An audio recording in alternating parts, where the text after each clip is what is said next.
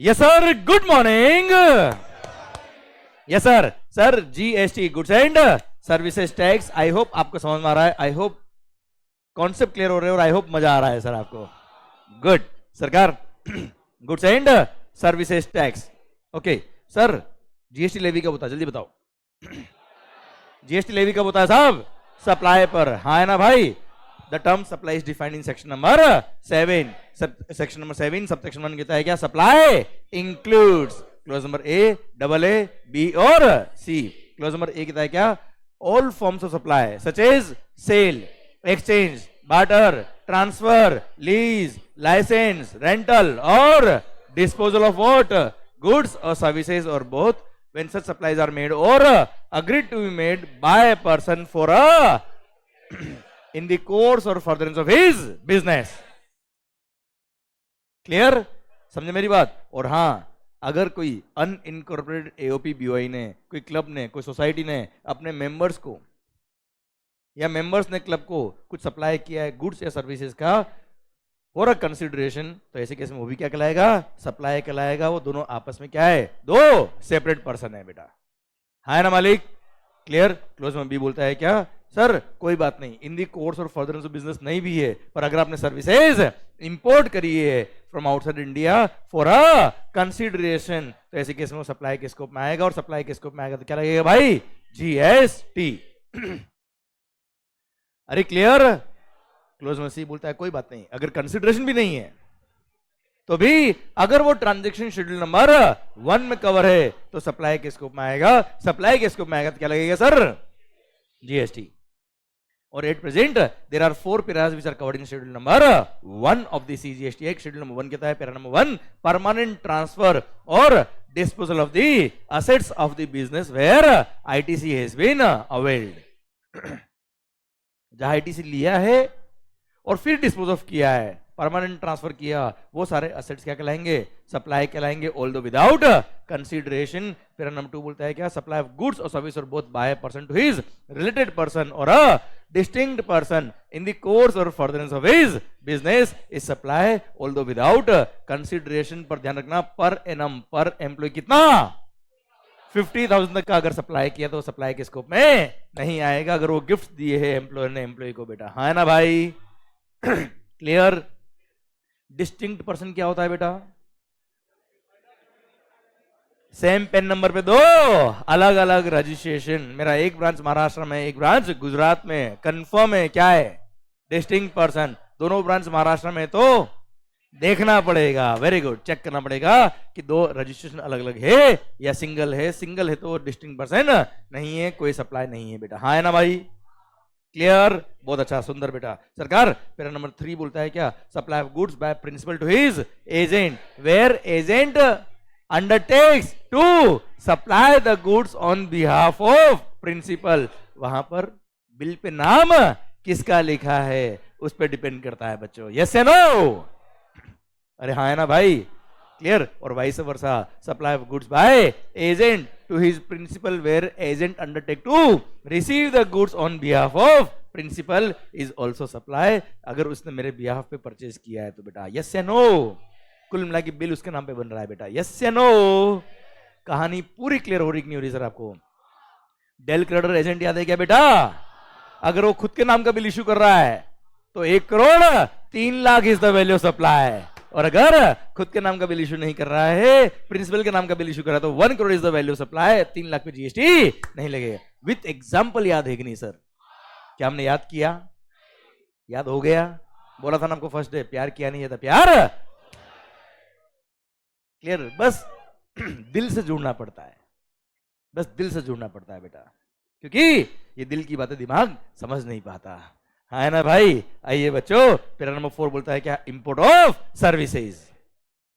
क्या बोला बच्चों? Import of services from outside India from your related person or his other establishment located outside India in the course or furtherance of his business, तो supply के scope में आएगा। Supply के scope में आएगा तो क्या लगेगा भाई? जीएसटी। पर ध्यान रखना बच्चा, जिसने सर्विसेज इंपोर्ट करी भले जीएसटी में रजिस्टर्ड हो नहीं हो, टैक्सेबल पर्सन हो नहीं हो, कोई फर्क नहीं पड़ रहा, पर इन दी course or furtherance of business उसने सर्विसेज क्या की होनी चाहिए बेटा? इंपोर्ट की होनी चाहिए बेटा, यस या नो? पक्का? पक्का? हटा। सर ये था क्या, शेड्यूल नंबर 1, ये था आपका section number 7, sub section number 1, clause number A, double A, B और सी, फुल स्टॉप।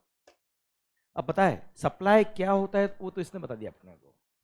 फिर section number 7 sub section 1A ये कहता है कि जो ट्रांजेक्शन ऑलरेडी सप्लाई है as per section number 7 sub section number 1, उस ट्रांजेक्शन में कुछ डिस्प्यूट है, एक्चुअली कुछ इंडस्ट्रीज में ऑलरेडी डिस्प्यूट था कि सप्लाई ऑफ गुड्स होगा कि सप्लाई ऑफ सर्विस होगा। तो जीएसटी जब इंट्रोड्यूस किया तो इन्होंने बोल दिया क्या कि दिमाग खराब मत करना मंगल, हमने एक शेड्यूल नंबर 2 डाल दिया है और शेड्यूल 2 ने ये क्लेरिफाई किया है कि ये particular transaction supply of goods कहलाएगा, ये particular transaction supply of service कहलाएगा और अकॉर्डिंगली प्रोविजंस लगेंगी बेटा। हाँ है ना भाई? पर सप्लाई है कि नहीं है ये कहां देखना आपको बेटा? 7(1) के हिसाब से बेटा। क्लियर? पक्का? Sir section number 7 sub section 1A schedule number 2 हम पढ़ रहे हैं बेटा, उसमें हमने 4 पैरास पढ़े थे बच्चों। अरे क्लियर? चलो आगे शेड्यूल 2 पढ़ने से पहले एक क्वेश्चन मेरा आपके लिए। शेड्यूल 2 का अच्छा यहां तक तो हमारा पूरा रिवीजन हो गया बेटा। रिवीजन समझ में आ रहा है बेटा पॉइंट? डीसीए जैसे ही बोला, डेल क्रेडिट एजेंट जैसे ही बोला, 1 करोड़ 3 लाख याद आया कि नहीं आया रे? मैं चाहता हूं ये लास्ट डे तक याद रहे और याद रहेगा। क्लियर? क्योंकि हमने याद किया ही नहीं एक्चुअली। हाँ है ना सर? पर मैंने क्या कहा था आपको, confidence is good, over confidence बहुत बड़ी गलती कर देता हमारे साथ बेटा। हाँ है ना भाई? इसलिए डेली बेस पे जो मैंने आपको पढ़ाया है वो सेम डे पढ़ना है। आई होप आप पढ़ रहे हो बच्चों एंड आई होप को मजा आ रहा है सर। क्लियर? पक्का बच्चों? मगअप तो नहीं कर रहे हो घर जाके? पक्का बच्चा? ठीक, गुड सर। सरकार इन केस ऑफ जीएसटी क्या बोला sir? Section number 7 sub section 1 जो है ना sir, clause number A, double A, B और सी, ये मेन पॉइंट है जिसने डिफाइन किया कि सप्लाई है कि नहीं है। कौन कौन सा ट्रांजेक्शन सप्लाई है ये इसने डिफाइन कर दिया है। देन क्लोज नंबर ए में कब आएगा? अगर कंसिडरेशन भी है इन the course or furtherance of business भी है तो सप्लाई होगा। Close number double A, AOP, BOI और मेंबर्स वाला पॉइंट है। क्लोज नंबर बी बोलता है क्या? इंपोर्ट ऑफ सर्विसेज, netflix.com वाला बेटा। हाँ है ना भाई? क्लियर? और क्लोज नंबर सी बोलता है क्या? अगर विदाउट कंसिडरेशन है तो यहां पे देख लेना, अगर यहां कवर तो सप्लाई होगा वरना सप्लाई नहीं होगा। देखो क्लोज नंबर ए भी कंसिडरेशन वाला है, डबल ए भी कंसिडरेशन वाला है बेटा, बी जो है वो इंपोर्ट ऑफ सर्विस वो भी कंसिडरेशन वाला है। विदाउट कंसिडरेशन है तो कहां देखने का बेटा? सी में देखने का। वहां है तो सप्लाई है, वहां नहीं तो सप्लाई नहीं। पक्का? ध्यान देना, कोई पॉइंट अगर 2 बार बोला मतलब क्वेश्चन आ रहा है ना? I need answer from your side. Okay मालिक, पूछ लू क्या? Are you ready? चलिए मान लो गुड, एक फार्मास्यूटिकल कंपनी है, दवाई मैन्युफैक्चरर है साहब। उसने क्या बनाई बेटा? दवाई, मेडिसिन, ड्रग्स, है ना बेटा? अरे यस है नो? Yes sir. उसने अपनी दवाई का प्रमोशन करने के लिए, मार्केटिंग करने के लिए, आपने देखा होगा डॉक्टर्स को फ्री सैंपल दिए जाते हैं दवाई के, उनको बोलते हैं physician samples. Physician samples which are given to the doctors free of cost, without any cost, obviously free of cost है। हाँ है ना भाई? फॉर प्रमोशनल पर्पसेस बच्चों। ओके चलिए अब मैं इसको क्वेश्चन फॉर्म में ड्राफ्ट करता हूं, पूछता हूं आपसे, आई need answer from your side. मान लो ऐसी किसी फार्मास्यूटिकल कंपनी ने 10 लाख की दवाई बनाई, और मतलब दवाई तो बहुत सारी बनाई पर उसमें से 10 लाख की मेडिसिन फ्री ऑफ कॉस्ट उसने डॉक्टर्स को डिस्ट्रीब्यूट कर दी for promotion purpose as physician samples. बताइए तो 10 लाख पे जीएसटी लगेगा कि नहीं लगेगा?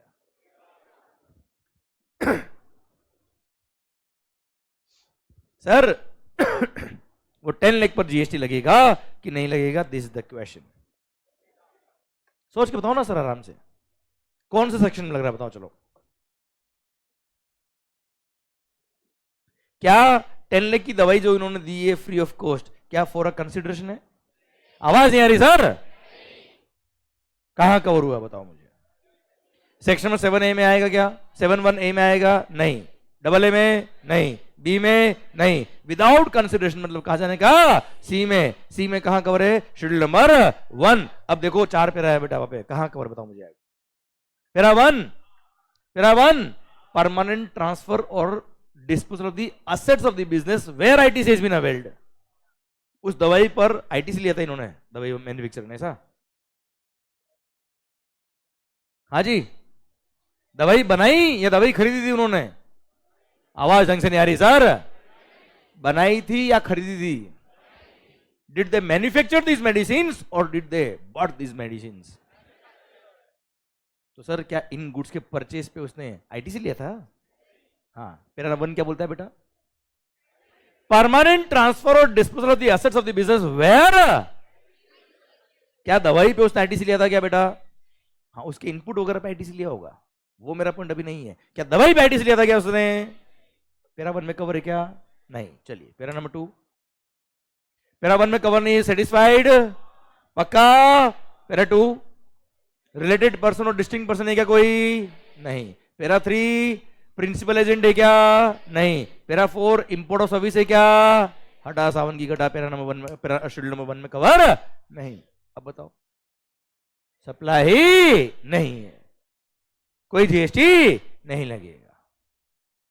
समझा मेरी बात बच्चों? इसीलिए अगर physician samples free of cost distribute किया है किसी भी फार्मास्यूटिकल कंपनी ने अपने मार्केटिंग के लिए डॉक्टर्स को या किसी को भी, तो ऐसे केस में वो सप्लाई के स्कोप में आ ही नहीं रहा, और सप्लाई के स्कोप में नहीं आ रहा मतलब जीएसटी लेवी नहीं होगा, लगेगा ही नहीं साहब। समझे? इसलिए कभी भी कोई प्रोविजन, कोई भी केस आपके सामने आए, उसको पहले इवेल्युएट करिए, लॉ को सोचिए, लॉ को धीरे से अप्लाई करिए और फिर आंसर दीजिए, जल्दबाजी में नहीं सर। ओके बच्चों, आया मजा? पता है इस एग्जाम्पल के थ्रू मैंने सप्लाई की डेफिनेशन भी पूरी रिवाइज कर दी बेटा आपको, और अप्लाई करना भी सिखा दिया मैंने आपको बेटा। समझे मेरी बात? क्लियर? और अब आपसे गलती नहीं होगी सर, आपको अप्लाई करना भी आ गया इस एग्जाम्पल के थ्रू बेटा। क्लियर? वरना आप खुद सोचिए ना यार, सर कितने सारे कंपनीज जो मैन्युफैक्चरर्स होते हैं वो कई सारी गुड्स फ्री ऑफ कॉस्ट बांटते लोगों को बेटा, उन पे अगर जेब से जीएसटी पे करना पड़ जाए बच्चा, हाँ है ना, तो सर ये तो बड़ा नुकसान हो गया ना यार। देयर इज नो ट्रांजेक्शन और उस पर जीएसटी लगा रहे हो बेटा। हाँ नो डाउट उसके प्रोडक्ट का प्रमोशन हो रहा है, पर क्या कोई सेल हो रहा है क्या यार? क्लियर? ये सप्लाई के स्कोप में नहीं आता। हाँ, यही उसने रिलेटेड पर्सन को दिया होता तो आता। अरे क्लियर? समझे मेरी बात? ओके, वापस सुना श्रेय, वापस बोल रहा बेटा मैं। सबसे पहली बात तो ये, मेडिसिन बनाई है, खरीदी नहीं थी सर। अच्छा, खरीदी होती, परचेज पे जीएसटी पे किया होता, उसका क्रेडिट लिया होता दवाई का और फिर डिस्पोज ऑफ किया होता, तो पैरा नंबर 1 में आता। क्लियर? समझे? बनाई है उन्होंने तो बेटा, इसलिए उनके परचेज पे कोई जीएसटी पे ही नहीं किया, उनके परचेज पे कोई आईटीसी लिया ही नहीं, पैरा नंबर 1 में आ ही नहीं रहा बेटा। विदाउट कंसिडरेशन है, हम तो शेड्यूल 1 ही देखेंगे, केवल clause number A double A B देखने का मतलब ही नहीं बेटा, वहां तो सप्लाई में आएगा ही नहीं बेटा ये। क्लियर? पैरा 1 में कवर होता नहीं है ये। पैरा नंबर 2 रिलेटेड पर्सन और डिस्टिंक्ट पर्सन में कवर नहीं होगा। पैरा नंबर 3 प्रिंसिपल एजेंट में कवर नहीं हो रहा है, और para number 4 import of service में कवर ऑब्वियसली नहीं होता, इसलिए ये सप्लाई के स्कोप में नहीं आता। सप्लाई के स्कोप में नहीं आता, सेक्शन नंबर 7(1) ए में नहीं आ रहा, डबल ए में नहीं आ रहा, बी में नहीं आ रहा, सी में नहीं आ रहा, भारत माता की जय, कहीं नहीं आ रहा सप्लाई के स्कोप में, तो सप्लाई ही नहीं तो जीएसटी भी नहीं। अरे क्लियर? डन। आया मजा कि नहीं आया सर? ओके, आइए बच्चों, sir section number 7 sub section 1A schedule number 2 हम देख रहे थे, उसका पैरा नंबर 1 उसका पैरा नंबर 1। सर मैंने कोई गुड्स बेच दी आपको, transfer of title in the goods, क्या है बताओ? सप्लाई ऑफ गुड्स की सर्विस, गुड्स। सर कोई गुड्स मैंने आपको यूज करने के लिए दी, राइट टू यूज दिया, राइट इन यूज दिया, undivided shares in the goods दिया, without transfer of title in the goods, service. देखो केवल गुड्स का पोजीशन देना सप्लाई है नहीं है, सप्लाई ऑफ गुड्स नहीं होता है बेटा, ओनरशिप भी जानी चाहिए बेटा उसकी, यस या नो? अरे क्लियर? समझे मेरी बात? ओके सर, फिर मैंने कोई गुड्स आपको ट्रांसफर किया जहां पे ownership shall transfer on payment of all the future instalments, वो क्या होगा? Supply of goods hire purchase बेटा, हाँ है ना भाई? बाकी ऑपरेटिंग लीज हो या फाइनेंस लीज हो, सारी ही क्या होती है? Supply of services. ओके मालिक? क्लियर? ये था पैरा नंबर 1। समझे मेरी बात? ओके सर, आपने कोई जॉब वर्क किया है, आपने किसी की गुड्स पे कोई प्रोसेस किया है, रिपेयरिंग वगैरह किया है, वो सप्लाई ऑफ सर्विस के स्कोप में आएगा बेटा। ठीक है मालिक? सर पैरा नंबर 3 बोलता है क्या? सॉरी इमूवेबल प्रॉपर्टी, क्या बोला मालिक? इमूवेबल प्रॉपर्टीज को आपने रेंट पे दिया है, लीज पे दिया है, लाइसेंस पे दिया है, राइट टू ऑक्यूपाई दिया है, सप्लाई ऑफ सर्विस, भले वो लैंड हो भले वो बिल्डिंग हो बेटा, यस या no? Clear? Para number 4, business assets, permanent transfer कर दिए business asset on the direction of the person who is carrying on the business, क्या है? Supply of goods. अरे हाँ है ना भाई? क्लियर? सर अगर मैंने कोई गुड्स टेम्पररी ट्रांसफर किया, permitting the use of the goods किया business asset for personal purpose, याद है विजू भैया की शादी? विजू भैया की शादी आई तो कैमरा कैमरा इमेजिन कर, कुछ और इमेजिन मत कर। सर क्या क्या क्या बोल रहा है? क्या क्या बोला?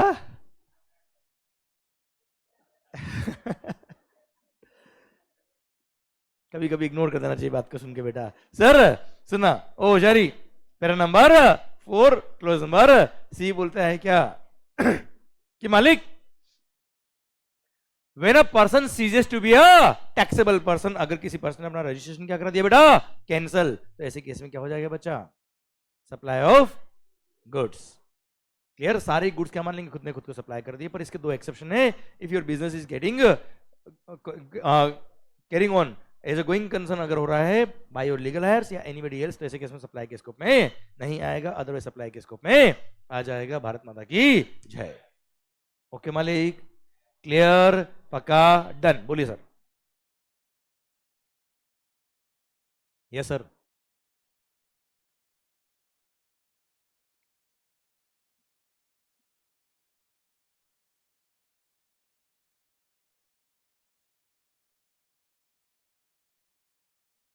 सर आप एक चीज ध्यान रखिए, इनका क्वेश्चन क्या है मैं बोलता हूं सबके लिए कि सर अभी भी जो मैंने डॉक्टर्स वाला एग्जांपल दिया, जो मैंने दवाई वाला एग्जांपल दिया, सिंस वो विदाउट कंसिडरेशन था और वो कहीं पे भी सेक्शन नंबर 7 सब सेक्शन 1 में कवर नहीं हो रहा था, वो सप्लाई के स्कोप में नहीं आ रहा, कोई जीएसटी नहीं लग रहा। पर उन्हीं डॉक्टर्स को बाद में अगर मैंने दवाई बेची है, क्या करी बेटा? मैंने बेची है। क्लियर? तो सप्लाई के स्कोप में आएगा, सप्लाई के स्कोप में आएगा, सेक्शन नंबर 7(1)(a) में कवर हो जाएगा बेटा। Supply of goods for a consideration in the course or furtherance of business, supply है, क्या लगेगा बच्चे? ठीक है। अब इनका क्वेश्चन आगे और बढ़ता है बेटा कि सर उन्होंने वो ट्रांजैक्शन डिस्क्लोज ही नहीं किया, ऑन रिकॉर्ड दिखाया ही नहीं, चोरी करी, तो सप्लाई है कि नहीं है? भाई सप्लाई तो है और उसने चोरी करी है। चोर कौन होता है? जो पकड़ा जाए। आप पकड़ा आज तक बेटा? समझा मेरी बात? चोर तो है इसका मतलब। अरे हाँ है ना सर? यहां तक बात समझे मेरी आप? तो देखो समझो, हम यहां पढ़ रहे लो, कानून में क्या लिखा है? क्लियर?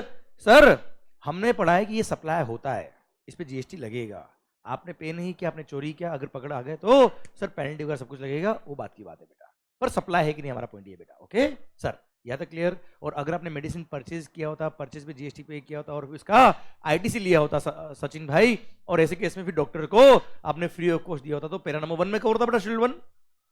ठीक है? जैसे कल लैपटॉप का एग्जाम्पल दिया, एसी का एग्जाम्पल दिया, वही एग्जाम्पल ये वाला हो जाता है बच्चा। ठीक है? कि जहां पे आपने आईटीसी लिया और परमानेंट ट्रांसफर कर दिया तो सप्लाई के स्कोप में आएगा। ओके बेटा सचिन? माहौल यहां तक क्लियर? आवाज नहीं आ रही? यहां तक क्लियर? पक्का? Good sir. आइए बच्चों, सर शेड्यूल नंबर 2 हम पढ़ रहे हैं, शेड्यूल नंबर 2 पैरा नंबर 5। यहां तक मजा आया कि नहीं आया? पक्का? मतलब जो भी आपने अब तक पढ़ा हुआ है सब आपके कंट्रोल में बेटा, सब कुछ आपके सिचुएशन जितने भी थी वो आपको रिवाइज हो गई बेटा। पक्का? आगे बढ़े। देखो बच्चों ध्यान देना, वैसे maximum of you are revising from the book on daily basis, है ना? पर आप में से कुछ हो सकता है गलती से या किसी भी एक्सेप्शनल रीजन की वजह से, जिसमें आपकी कोई गलती नहीं है सर, इट में भी जेन्युइन केस ऑल्सो, नहीं रिवाइज कर पा रहे हैं। अगर ऐसे 2-3 बच्चे भी है तो ध्यान देना बच्चों, बाद में प्रॉब्लम आएगी। Okay clear? इसलिए बी विथ मी। क्लियर? मजा आएगा आपको, नो डाउट। आपको भी लग रहा होगा सर हमको वैसे भी आपने, हम घर पे पढ़ के नहीं आए फिर भी हमको याद तो सब कुछ है, पर वो तो है, वो है, पर सर आपका जो बुक पढ़ने के बाद जो कॉन्फिडेंस लेवल आएगा ना सर, वो अलग लेवल का आएगा सर।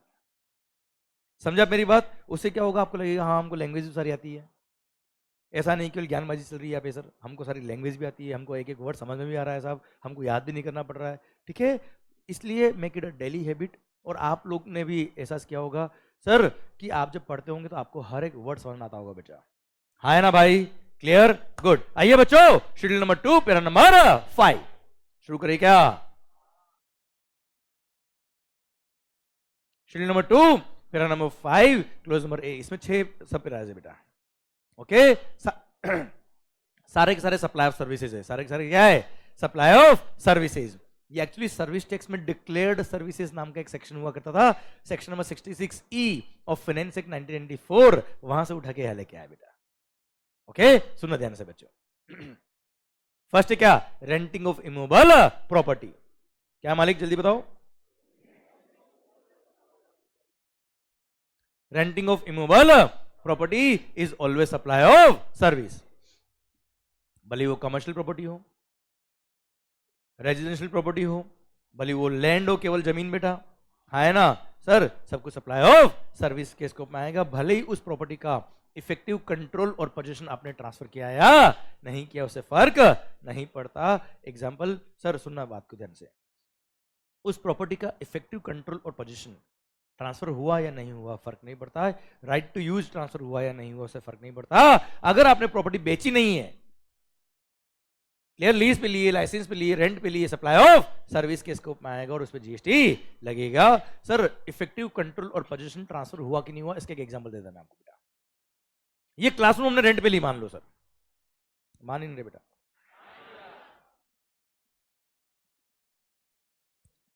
अब जो ओनर ऑफ द प्रॉपर्टी है, जो इस प्रॉपर्टी का मालिक है, क्या क्लास चल रही है बीच में आ सकता है क्या कि मेरी प्रॉपर्टी में तो यही रहूंगा, डांस कर रहा है इधर आके? पॉसिबल है?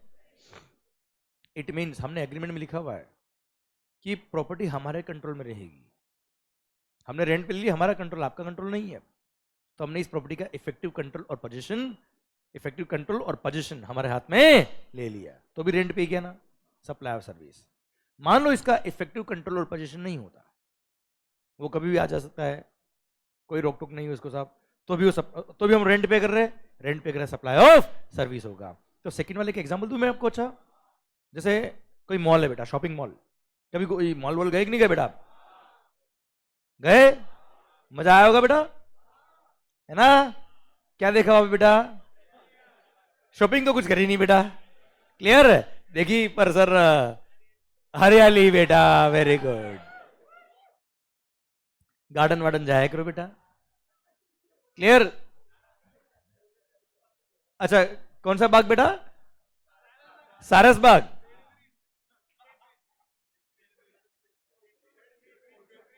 सेंट ब्रीज, जेड ब्रीज, क्या है, कोई खास बात है की?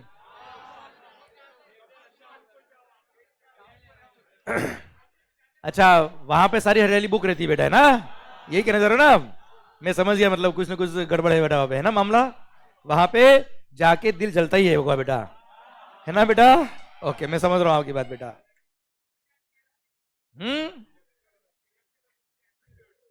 एफसी रोड बेटा, वहां जाने का ही नहीं बेटा, तोबा तोबा करने का बेटा, ओके क्लियर। उधर से निकलो तो अपने एकदम ब्रह्मचारी बन के जाने का, है ना बेटा? वही बने हुए है ना बेटा?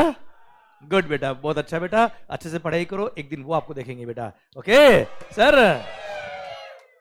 पॉइंट पर आपसे ये कि मालिक आप कहां से मेरे को कहां लगे रहे यार, और तुमको तो यहाँ बैठ के पढ़ना है और मेरा माहौल खराब कर दिया आपने, तो मेरे को यहाँ पढ़ाना है रे। ओके तो सर सुनना ध्यान से बेटा, ओके ओके ओके, श्रेय बोल रहा है सर माहौल शानदार चल रहा है सर, जबरदस्त वाला, क्लियर। हाँ बेटा वीडियो ये वाली देखना बेटा, मेरे वाले इधर सर।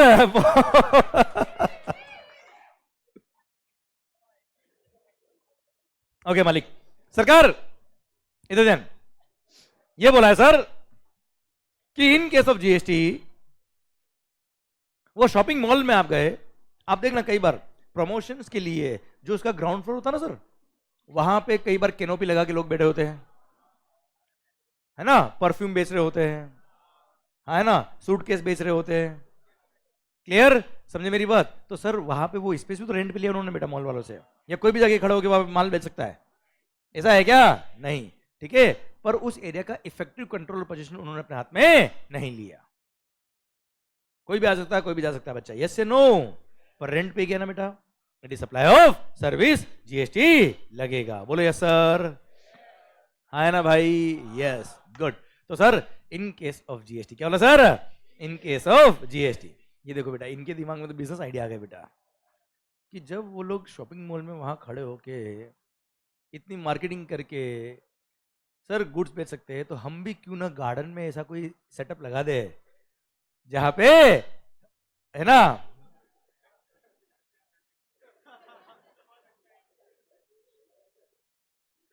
जहां पे सर इनकी दुकान चल पड़े बेटा, है ना? तो सर ऐसे केस में अगर रेंट दिया तो सप्लाई ऑफ सर्विस के स्कोप में आएगा बेटा। ओके बेटा, क्लियर? पढ़ाई पे ध्यान दो सर। ये जो काम है इसके पीछे बैकग्राउंड विजू भैया का है, एक दर्शन सर का है? विजू भैया मेरा, मैंने तो आज तक देखा ही नहीं ऐसा कोई चीज बेटा।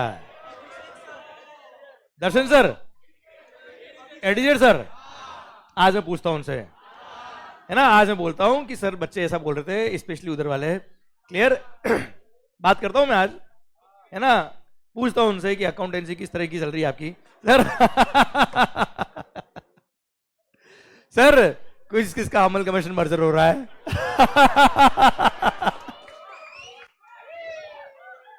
ओके सर, सुनना बात, बिल्कुल पागल हो आप लोग सर। तो sir in case of GST क्या होना sir? In case of GST renting of immovable property is a supply of service. Okay बेटा, ठीक है। ये था आपका para number 5 clause number A, दिल थाम के सुनिएगा। Para number 5 clause number B, construction of a complex building, civil structure or a part thereof, comma, including a complex or building intended for sale to a buyer wholly or partly, except where the entire consideration is received after issuance of completion certificate by the competent authority or its first occupation, whichever is earlier.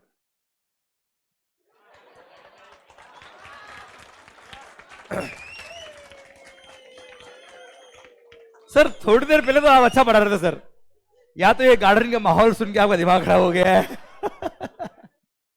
अबे जिस तरह से मैंने बोला है 15 minute का time लगेगा मेरे को, शानदार पॉइंट है सर, और 15 मिनट बाद इसी स्पीड से इसी तरह से बिना बुक में देखे आप बोलेंगे, मेरी गारंटी सर, और मैं याद नहीं करूंगा सर आपको। ओके चलते हैं, बात करते हैं सर। मान लो, वेरी गुड सर, मस्त पॉइंट है sir, this will be one of the best point of the day. Sir मैंने आपके लिए कोई बिल्डिंग बनाई, कोई कॉम्प्लेक्स बनाया, कोई सिविल स्ट्रक्चर बनाया, या उनका कोई पार्ट बनाया बेटा, बिल्डिंग का पार्ट बनाया, कॉम्प्लेक्स का कोई पार्ट बनाया, बताओ सप्लाई ऑफ गुड्स है कि सप्लाई ऑफ सर्विस है? Construction service supply of service के स्कोप में आएगा साहब।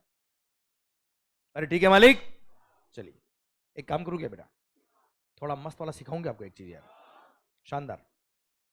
चलो मैं बताता हूं, उसको मार्क करना, ध्यान से करना बेटा। ओके चलिए मैं बुक ओपन कर रहा हूं।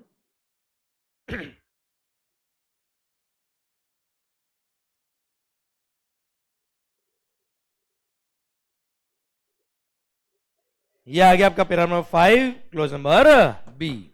बच्चों अच्छा एक मिनट, मजा तो आ रहा है भाई पढ़ने में, देखो हंसी मजाक अपनी जगह है बेटा, कॉन्सेप्चुअली मजा आ रहा है नहीं आ रहा है यार, पक्का ना बेटा? ठीक है सर। बच्चों बच्चों बच्चों बच्चों बच्चों, मैं जो बोलूं उसको ध्यान से मार्क करना, पर मेरे बोलने के बाद मार्क करना, थोड़ा रुक के, ठीक है? 2 मिनट, अभी पेन से कोई मार्किंग मत करना, मेरे को पहले पूरा अच्छे से सुनो, फिर मार्किंग करना, फिर मैं आपको पढ़ाऊंगा। अच्छा ये बुक में लिखा है, ये याद नहीं करेंगे हम, याद हो जाएगा बेटा आपको, ठीक है? क्योंकि एक एक वर्ड मैं आपको समझाऊंगा जिस तरह से हर पॉइंट में हम पढ़ते हैं। 1 मिनट, ये कोमा दिख रहा है क्या बेटा? इंक्लूडिंग से पहले कोमा दिख रहा है क्या आपको बेटा? 1 मिनट रुको, अभी अभी कुछ पेन में चलाना बेटा आप लोग, ठीक है?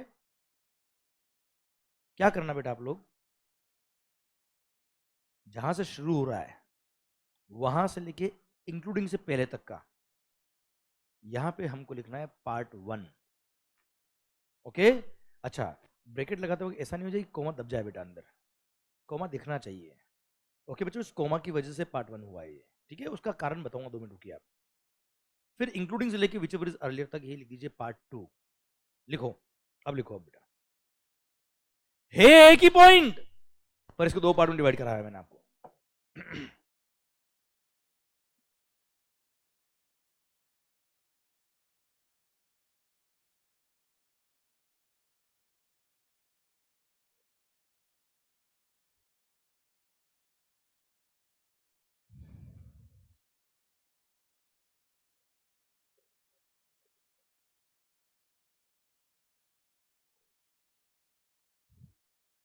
हो गया, मार्किंग हो गया।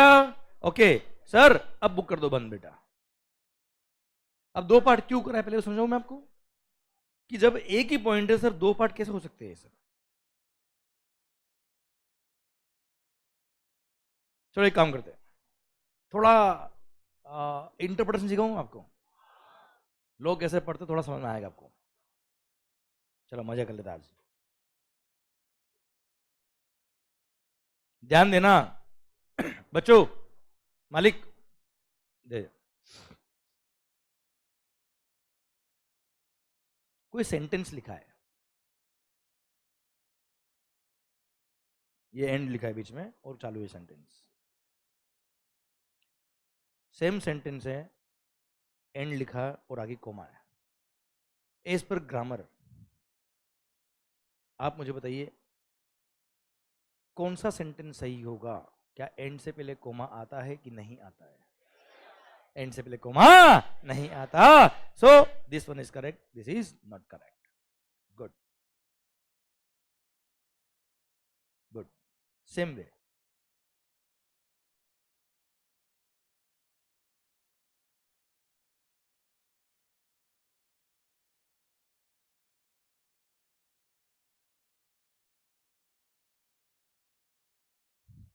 सेम वे, ग्रामर की बात कराना आपसे बेटा। हम बोलते हैं ना हमारा सिलेबस कितना बड़ा है, इंक्लूडिंग ये सब कुछ आता है हमारे कोर्स में। क्या इंक्लूडिंग से पहले कोमा आता है कि नहीं आता है। इंक्लूडिंग से पहले कोमा नहीं आता है। हाँ जैसे एंड बेटा वही कहानी है इसकी। 2 मिनट ध्यान देना सर, इस पर ग्रामर जिस तरह से एंड से पहले कोमा नहीं आता वैसे इंक्लूडिंग से पहले भी कोमा नहीं आता। But while reading the bare act, while reading the Bear Act, we found that at some place end से पहले कोमा था, at some place end से पहले कोमा नहीं था, at some place we found that including से पहले coma नहीं था, at some place in the same act we found that including से पहले कोमा था।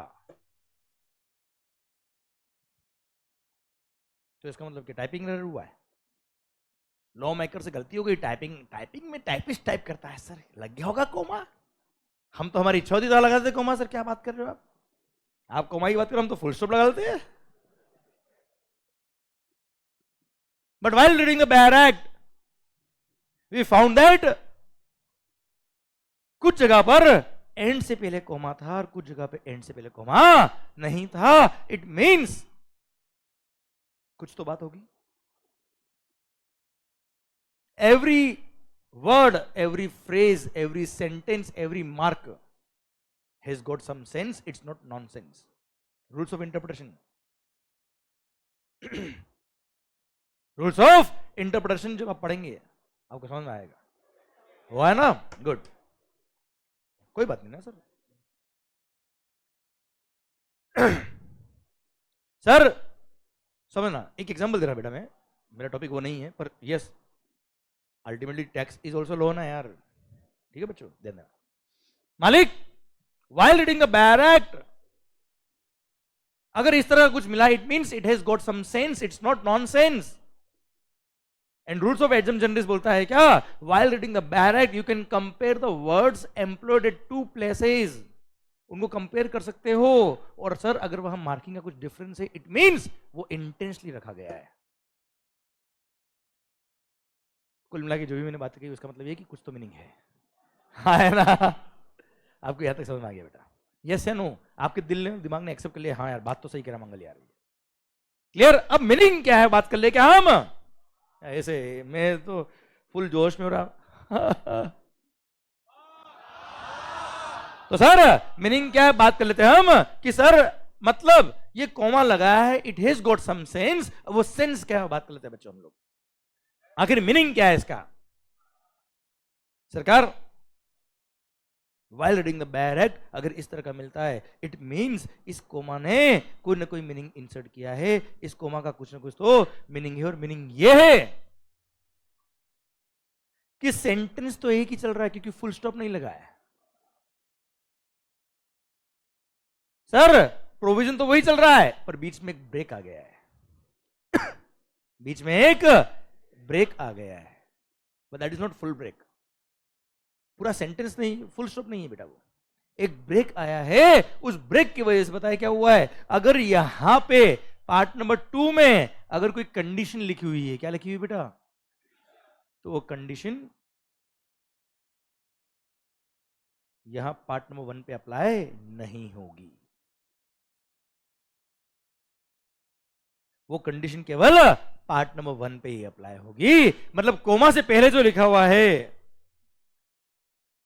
वो एक अलग सिचुएशन हो गई, और कोमा के बाद जो लिखा होगा उसमें अगर कोई कंडीशन लिखी होगी तो कंडीशन केवल बाद वाले पोर्शन पे लगेगी, फर्स्ट वाले पोर्शन पे नहीं लगेगी बच्चों।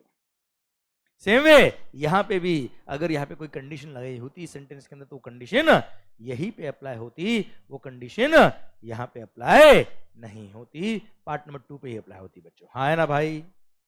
क्लियर? ठीक है सर, आपने बोला हमने समझ लिया, पर कुछ अच्छा एग्जाम्पल आएगा तो मजा भी आएगा जीवन के अंदर। यहां तक समझ में आया कि नहीं आया? अब वो एग्जाम्पल आपको मैं समझा दूंगा, पर उस एग्जाम्पल के लिए मैं आपको एग्जाम्पल क्या है, ये वाला पॉइंट ही तो है जो हम पढ़ रहे बेटा। यहाँ देखो इंक्लूडिंग से पहले क्या है बेटा, कोमा है ना बेटा, मैंने मार्क कराया ना बेटा आपको।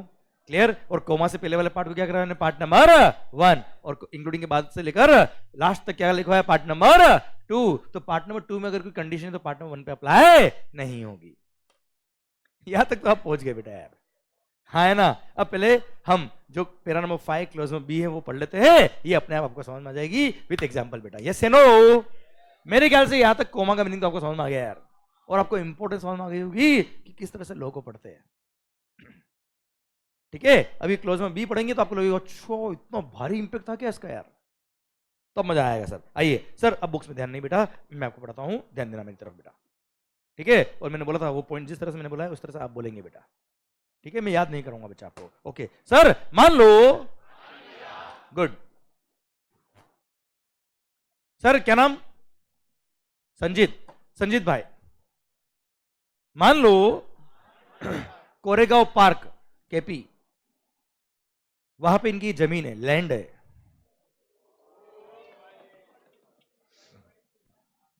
संचित ना? हाँ सर, इसने बोला मंगल यहां बिल्डिंग बनानी है, बना दोगे क्या? मैंने कहा डन। बोला पैसा बोलो, मैंने कहा 100 करोड़। बोला ले चल। सर पॉइंट मेरा आपसे ये है, अब मैं क्या कर रहा हूं बेटा, वहां पे बिल्डिंग बना रहा हूं। किसके लिए बना रहा हूं? संचित के लिए, संचित टावर। हाँ जी, 50 फ्लोर की बिल्डिंग है, 50 फ्लोर्स की बिल्डिंग है। एंड सर जो बिल्डिंग बनाई है, सरकार आप मुझे बताओ किसने बनाई है? मंगल ने बनाई है। किसके लिए बनाई है बताओ? ये सप्लाई ऑफ सर्विस है कि नहीं सर? कोई डाउट इसमें बेटा? मेरे को भी नहीं है। Construction of a building, complex, civil structure, जैसे ये आपने रैंप बनाया, रोड बनाई, सिविल स्ट्रक्चर, और part there of is a supply of service. कोई डाउट आपको बेटा? मेरे को भी नहीं है सर। पक्का? चल हटा। केस नंबर 2, मान लो मैंने अपने लिए एक बिल्डिंग बनाई, नाम क्या है? मंगल टावर्स। सर मैंने अपने लिए एक बिल्डिंग बनाई, नाम क्या है बेटा? मंगल टावर्स। 100 फ्लोर की बिल्डिंग है साहब, 100 फ्लोर की बिल्डिंग है, हर फ्लोर पे एक एक फ्लैट है सर। यस सर, 100 फ्लोर की बिल्डिंग है साहब। किसने बनाई है? आवाज नहीं आ रही ओए, किसके लिए बनाई है? अब तुम सोचो, उस बिल्डिंग में मैंने 100 फ्लैट बनाए, 100 फ्लैट का मैं करूंगा क्या बेटा? कृष्ण भगवान तो अपन है नहीं बेटा। Clear sir? एक बोत है बेटा। अरे यस नो सर। अब मेरा पॉइंट आपसे ये, वो 100 फ्लैट बनाए क्यों? बेचने के लिए, intended for sale to buyer. हाँ है ना सर? आपने भी देखा होगा जब बिल्डिंग का कंस्ट्रक्शन होता है तो प्रोजेक्ट जैसे ही चालू होता है या प्रोजेक्ट का प्लान जैसे ही अप्रूव होता है गवर्नमेंट अथॉरिटी से बेटा, वैसे ही बुकिंग ऑफ द फ्लैट भी चालू हो जाता है बच्चा। देखा होगा ना यार, फ्लैट बुकिंग होना चालू हो जाता है बच्चों। यस से नो? तो सर 100 फ्लैट्स की बिल्डिंग है बेटा, मैं यहां लिखता हूं आपके लिए, ध्यान देना बच्चों। अभी आप लिखने में ध्यान में देना बेटा, प्लीज रिक्वेस्ट मेरा आपसे, ठीक है? मैं चाहता हूं कि वर्ड यहां पहुंचे बेटा आपका। सर बिल्डिंग में 100 फ्लैट्स है और मान लो हर एक फ्लैट 1 करोड़ का है सर, मान लो 1 करोड़ ईच। वैसे तो क्या होता है, floor wise, location wise flat की अलग अलग वैल्यू होती है बेटा, हाँ है ना भाई? पर अपना एग्जांपल है तो उसके लिए मैं बात कर रहा हूं। मान लो ₹1 crore each is the value of the each flat बेटा। अरे क्लियर सर? अब 100 फ्लैट्स का जो प्रोजेक्ट आ रहा है उसमें से 70 फ्लैट्स कितने बेटा पहले ही बुक हो गए बेटा, हाँ है ना? तो आउट ऑफ 100 फ्लैट्स मैंने बुकिंग चालू कर दिया था बेटा,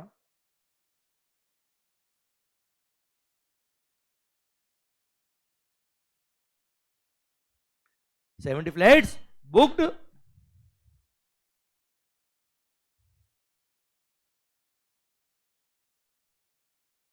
हाँ है ना मालिक?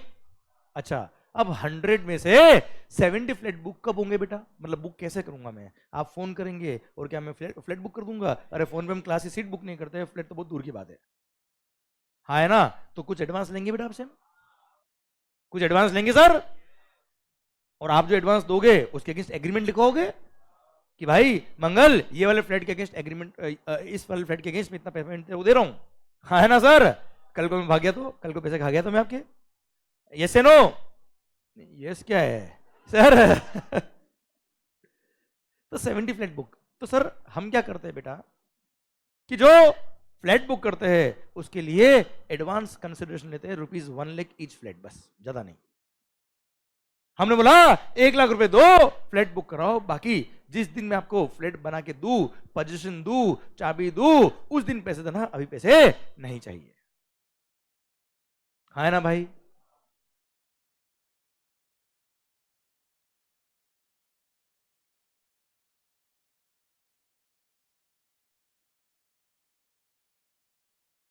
₹1 lakh each received as consideration. Building बनने से पहले फ्लैट बुक हो गया ना बेटा? तो बिल्डिंग बनने से पहले मतलब बिल्डिंग कब बोलेंगे कि बन गई है? बिल्डिंग कब माना जाएगा कंप्लीट हो गई बेटा यार? क्लियर? तो सर यहां पे क्या होता है, गवर्नमेंट अथॉरिटी आपको एक सर्टिफिकेट देती है बिल्डर को जिसको बोलते हैं कंप्लीशन सर्टिफिकेट। क्या बोलते हैं बेटा उसको? Completion certificate.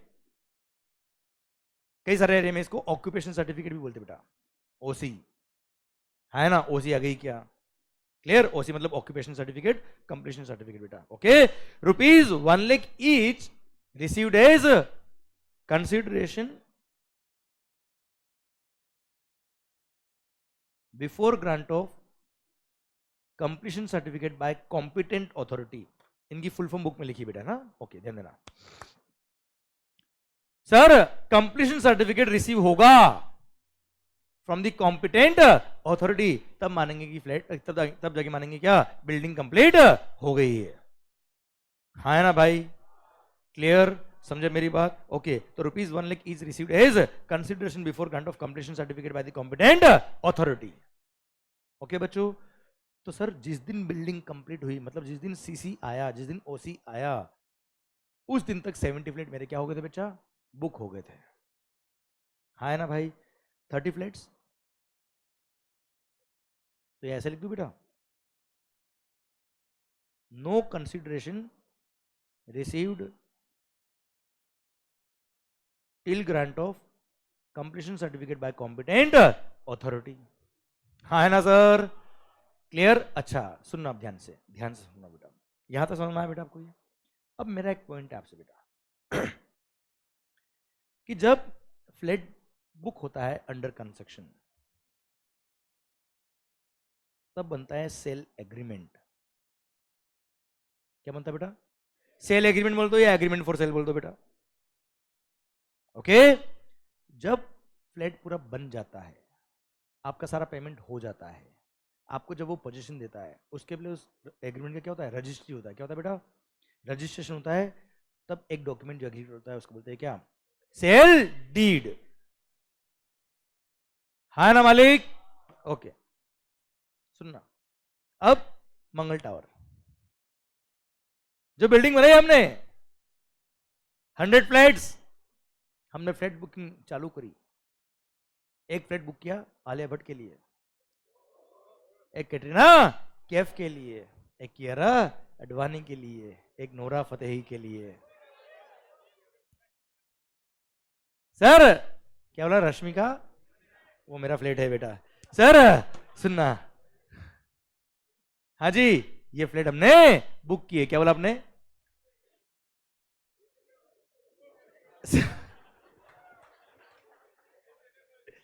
सर यहां तक बात समझे आप? अरे यस या नो? सर जैसे ही हमने फ्लैट बुक किए हमने सेल एग्रीमेंट किया होगा बेटा, हमने सेल एग्रीमेंट किया होगा। अब सुनना ध्यान से बेटा, फ्लैट नंबर 420 बुक किया आलिया भट्ट के लिए। सर फर्स्ट फ्लोर पे हमने फ्लैट बुक किया नोरा फतेही के लिए। बिल्डिंग में आदमी घुसे मजा आ जाए बेटा। सर सुनना बात करो। ओके बस आप एग्जाम्पल मजे ले लो बेटा, इससे आगे मत जाओ आगे, ठीक है? मस्त होके पढ़ो बस। अब पॉइंट मेरा आपसे ये है कि जो मैंने फ्लैट बुक किया है ₹1 लाख लिया है, अब वो फ्लैट नंबर 420 कौन बना रहा है बेटा? मंगल। किसके लिए? आलिया भट्ट के लिए। तो फ्लैट नंबर 420 कौन बना रहा है? किसके लिए बना रहा है? मतलब I am providing construction services to Alia Bhatt. हाँ है ना भाई? Clear? It means I am providing construction services to Alia Bhatt क्योंकि मैं उसके लिए फ्लैट बना रहा हूं। इट मींस 70 फ्लैट जो बुक हुए, इट मींस 70 फ्लैट जो बुक हुए, इट मींस जब वो बिल्डिंग बनी नहीं थी उससे पहले उन्होंने बुक करा दिए। मतलब वो फ्लैट में उन लोगों के लिए बना रहा हूं, और उन लोगों के लिए बना रहा हूं मतलब सप्लाई ऑफ सर्विस, और सप्लाई ऑफ सर्विस मतलब जीएसटी लगेगा बेटा इसमें। कोई समझ में आ रही बात की नहीं आ रही है? क्लियर? समझे मेरी बात? इसलिए 70 फ्लैट जो थे बेटा, 70 फ्लैट जो है सर जो मैंने बुक किए, these are supply of service. कोई डाउट इसमें बेटा? कि 70 फ्लैट में उनके लिए बना रहा हूं ना यार बेटा यार। अरे यस या नो? क्लियर? सर ये सप्लाई ऑफ सर्विस कहलाएगा, इस पे जीएसटी लगेगा। दिल थाम के देखना जो लिख रहा हूं बेटा, GST will be levied on rupees कितना बेटा? 70 फ्लैट टोटल कितना अमाउंट हो गया? Total GST will be levied on rupees 70।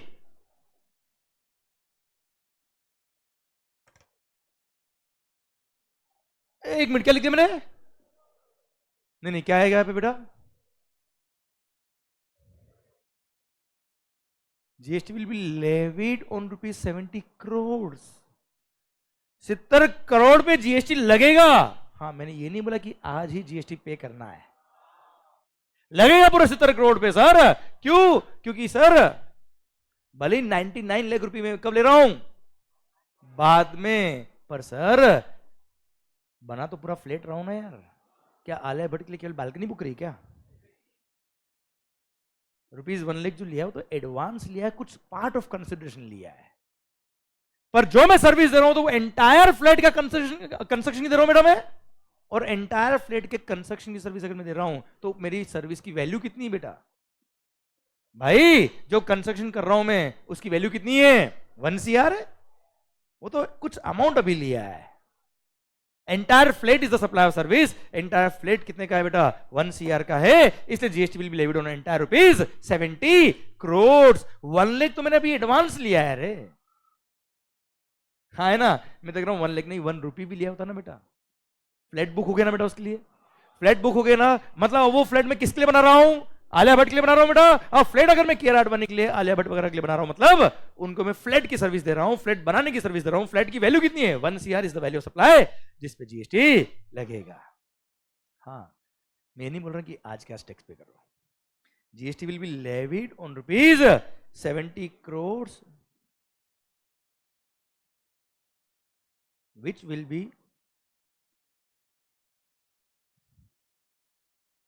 payable to the government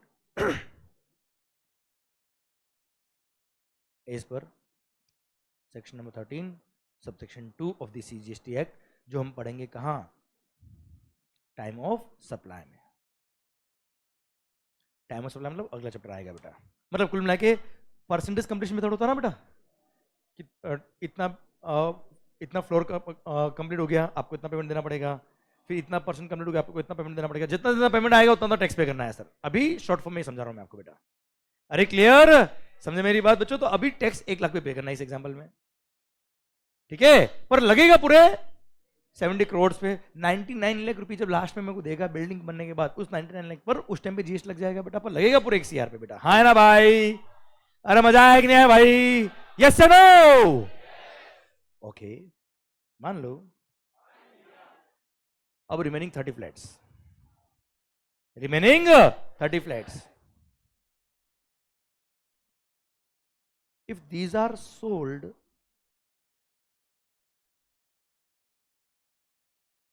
subsequently, if these are sold subsequently, अगर बाद में बिके बेटा, कंप्लीशन सर्टिफिकेट आ गया, बिल्डिंग पूरी कंप्लीट हो गई, उसके बाद अगर मैंने फ्लैट बेचा है, उसके बाद अगर मैंने फ्लैट बेचा है तो इट इज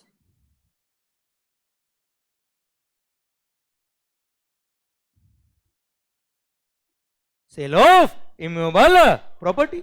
मैंने फ्लैट बेचा है बेटा, अरे हाँ है ना? क्लियर। और सर फ्लैट अगर मैंने बेचा है तो ना तो ये गुड्स है, क्लियर, क्या इस पे जीएसटी लगेगा बेटा? आवाज नहीं आ रही हो sir? No GST will be levied sir. It is neither supply of goods nor supply of services. ऐसा हम पढ़ेंगे शेड्यूल नंबर 3 पैरा नंबर 5। हाँ है ना भाई? And it is neither supply of goods nor supply of services, इस पे कोई जीएसटी नहीं लगेगा सर। ये लिख देता हूं नो जीएसटी। ध्यान इधर। इट मीन्स 70 फ्लैट्स बुक हो गए before grant of completion certificate, उन पे तो जीएसटी लग गया, और 30 फ्लैट पे कोई जीएसटी नहीं लगा। हाँ ना सर? अच्छा, आपके दिमाग में ये क्वेश्चन आ सकता है, फिर तो सर 70 फ्लैट महंगे हो जाएंगे, जीएसटी लग रहा ना सर उस पे, और 30 फ्लैट जो होंगे थोड़े सस्ते हो जाएंगे सर। वो आपका बिजनेस डिसीजन है सर, सस्ते हो महंगे हो ये मेरा काम नहीं है सर। हाँ, 70 flat since under construction book हुए थे, मतलब मैं किसी और के लिए बना रहा था, और 30 फ्लैट किसी के लिए बुक नहीं हुआ, मतलब कौन बना रहा था? मंगल। किसके लिए बना रहा था? खुद के लिए। जब किसी के लिए बुक नहीं हुए मतलब किसके लिए बन रहा है बेटा? खुद के लिए। और खुद ही खुद को अगर सप्लाई सर्विस दे रहे तो क्या जीएसटी लगेगा क्या बच्चे? हाँ, मैं आपको पढ़ा रहा हूं तो सप्लाई सर्विस है, घर पे मैं ही खुद को पढ़ा रहा हूं, क्या जीएसटी लग जाएगा क्या? और यार भारी प्रोविजन था, लॉस भाई 2000 रुपए जीएसटी इस बार, ऐसा?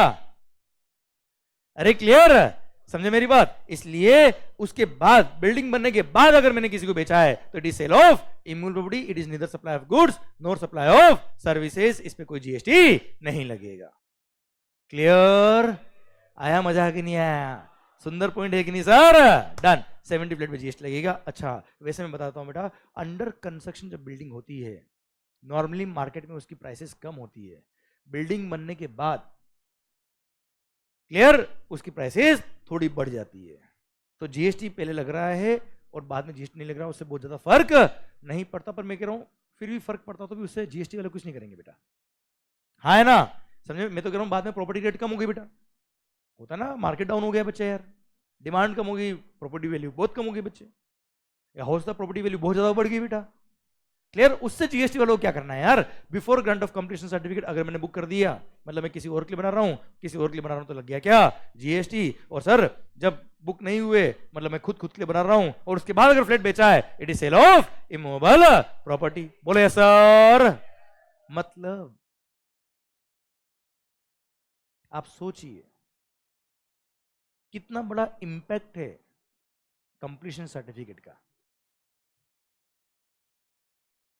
सर ग्रांट ऑफ, जल्दी बोलो, grant of completion certificate by the competent authority, इसका कितना बड़ा इंपैक्ट हो गया सर, ये सर्टिफिकेट की कितनी वैल्यू हो गई। इससे पहले अगर फ्लैट बेचा जीएसटी लगेगा, इसके बाद अगर फ्लैट बेचा जीएसटी। अगर 5% भी रेट ऑफ टैक्स है बच्चे, अच्छा मैंने एग्जांपल आपको फ्लैट का दिया, इट में भी ऑफिसेस ऑल्सो बेचा है, होता ना, ये प्रेस्टीज पॉइंट बेटा कमर्शियल कॉम्प्लेक्स है, ऐसा शॉपिंग मॉल भी होता है बेटा, उसमें दुकान बुक करे अपने, सेम कॉन्सेप्ट बेटा, ठीक है सर। अब सोचो अगर फ्लैट्स पर रेट ऑफ टैक्स 5% भी है, तो 1 करोड़ का 5% कितना होता है, 5 लाख रुपए होता है बेटा। और यही अगर कमर्शियल प्रॉपर्टी तो 12% रेट ऑफ टैक्स 12%। ये रेट्स आपको याद नहीं करना, सिलेबस में नहीं आती है, पर जस्ट नॉलेज के बता रहा हूँ आपको। 1 करोड़ का अगर दुकान है, ऑफिस है, सर 12 लाख रुपया का फर्क पड़ता है, हाँ है ना। और वो ट्रिगर पॉइंट कौन सा है बेटा, जिससे पहले जीएसटी लगेगा, जिसके बाद जीएसटी नहीं लगेगा, बोलो, grant of completion certificate by the competent authority. कितना बड़ा, बिल्डर के एंगल से सोचिए बेटा आप, 2 दिन पहले फ्लैट 1 करोड़ 5 लाख में बिक रहा था, और आज फ्लैट 1 करोड़ में बिक रहा है बेटा, है ना यार, मार्केट में फर्क। तो कितना बड़ा इंपॉर्टेंस है कंप्लीशन सर्टिफिकेट का बेटा, हाँ है ना भाई। Clear sir? पर वो कंप्लीशन सर्टिफिकेट कौन दे सकता है बेटा? अगर हर कोई दे दे तो बिल्डर कभी भी ले आएगा बेटा। कंप्लीशन सर्टिफिकेट कौन देगा बेटा? Competent authority. अब सर दिमाग में क्वेश्चन आता है क्या, ये कॉम्पिटेंट अथॉरिटी कौन है? पहले हर चीज की इंपॉर्टेंस समझिए, प्रैक्टिकल, फिर पढ़ो। अब आपका दिल खुद पूछ रहा है, अरे सर ये कॉम्पिटेंट अथॉरिटी कौन है यार? आपको दिल खुद पूछ रहा है ना सर, आपके दिल में खुद में क्वेश्चन आ रहा है, और ये कौन है, एक एक्साइटमेंट आ गया, यार ये कौन है यार। क्लियर? अब आप पढ़ोगे ना सर, इसको तो याद नहीं करना पड़ेगा। आप समझो मेरी चीज को, पढ़ाने की टेक्निक समझिए सर। आप, मेरे को आता कुछ भी हो, कितना भी आता हो, उससे कोई फर्क नहीं है, अगर आपको डिलीवर नहीं कर पाया, आपको समझा नहीं पाया, कोई मतलब नहीं सर, हाँ है ना। तो आपके दिल तक पहुंचना चाहिए बात बेटा, और कब कौन सी बात बोलनी बताना चाहिए सर। अरे क्लियर? सुनना बात को ध्यान से। कॉम्पिटेंट अथॉरिटी डिफाइन किया है जीएसटी के अंदर कि सर कॉम्पिटेंट अथॉरिटी कौन है। It depends on your local या म्युनिसिपल लॉज, क्योंकि हर एरिया का लोकल और म्युनिसिपल लॉ अलग होता है बेटा। पुणे में ना पीएमसी, क्या है full form? Pune municipal corporation, हाँ है ना भाई। महाराष्ट्र इधर मुंबई में है बीएमसी, क्लियर? उदयपुर में है यूडीए, उदयपुर डेवलपमेंट अथॉरिटी, हाँ है ना भाई। सर ऐसे हर सिटी के अंदर अलग अलग है बच्चे।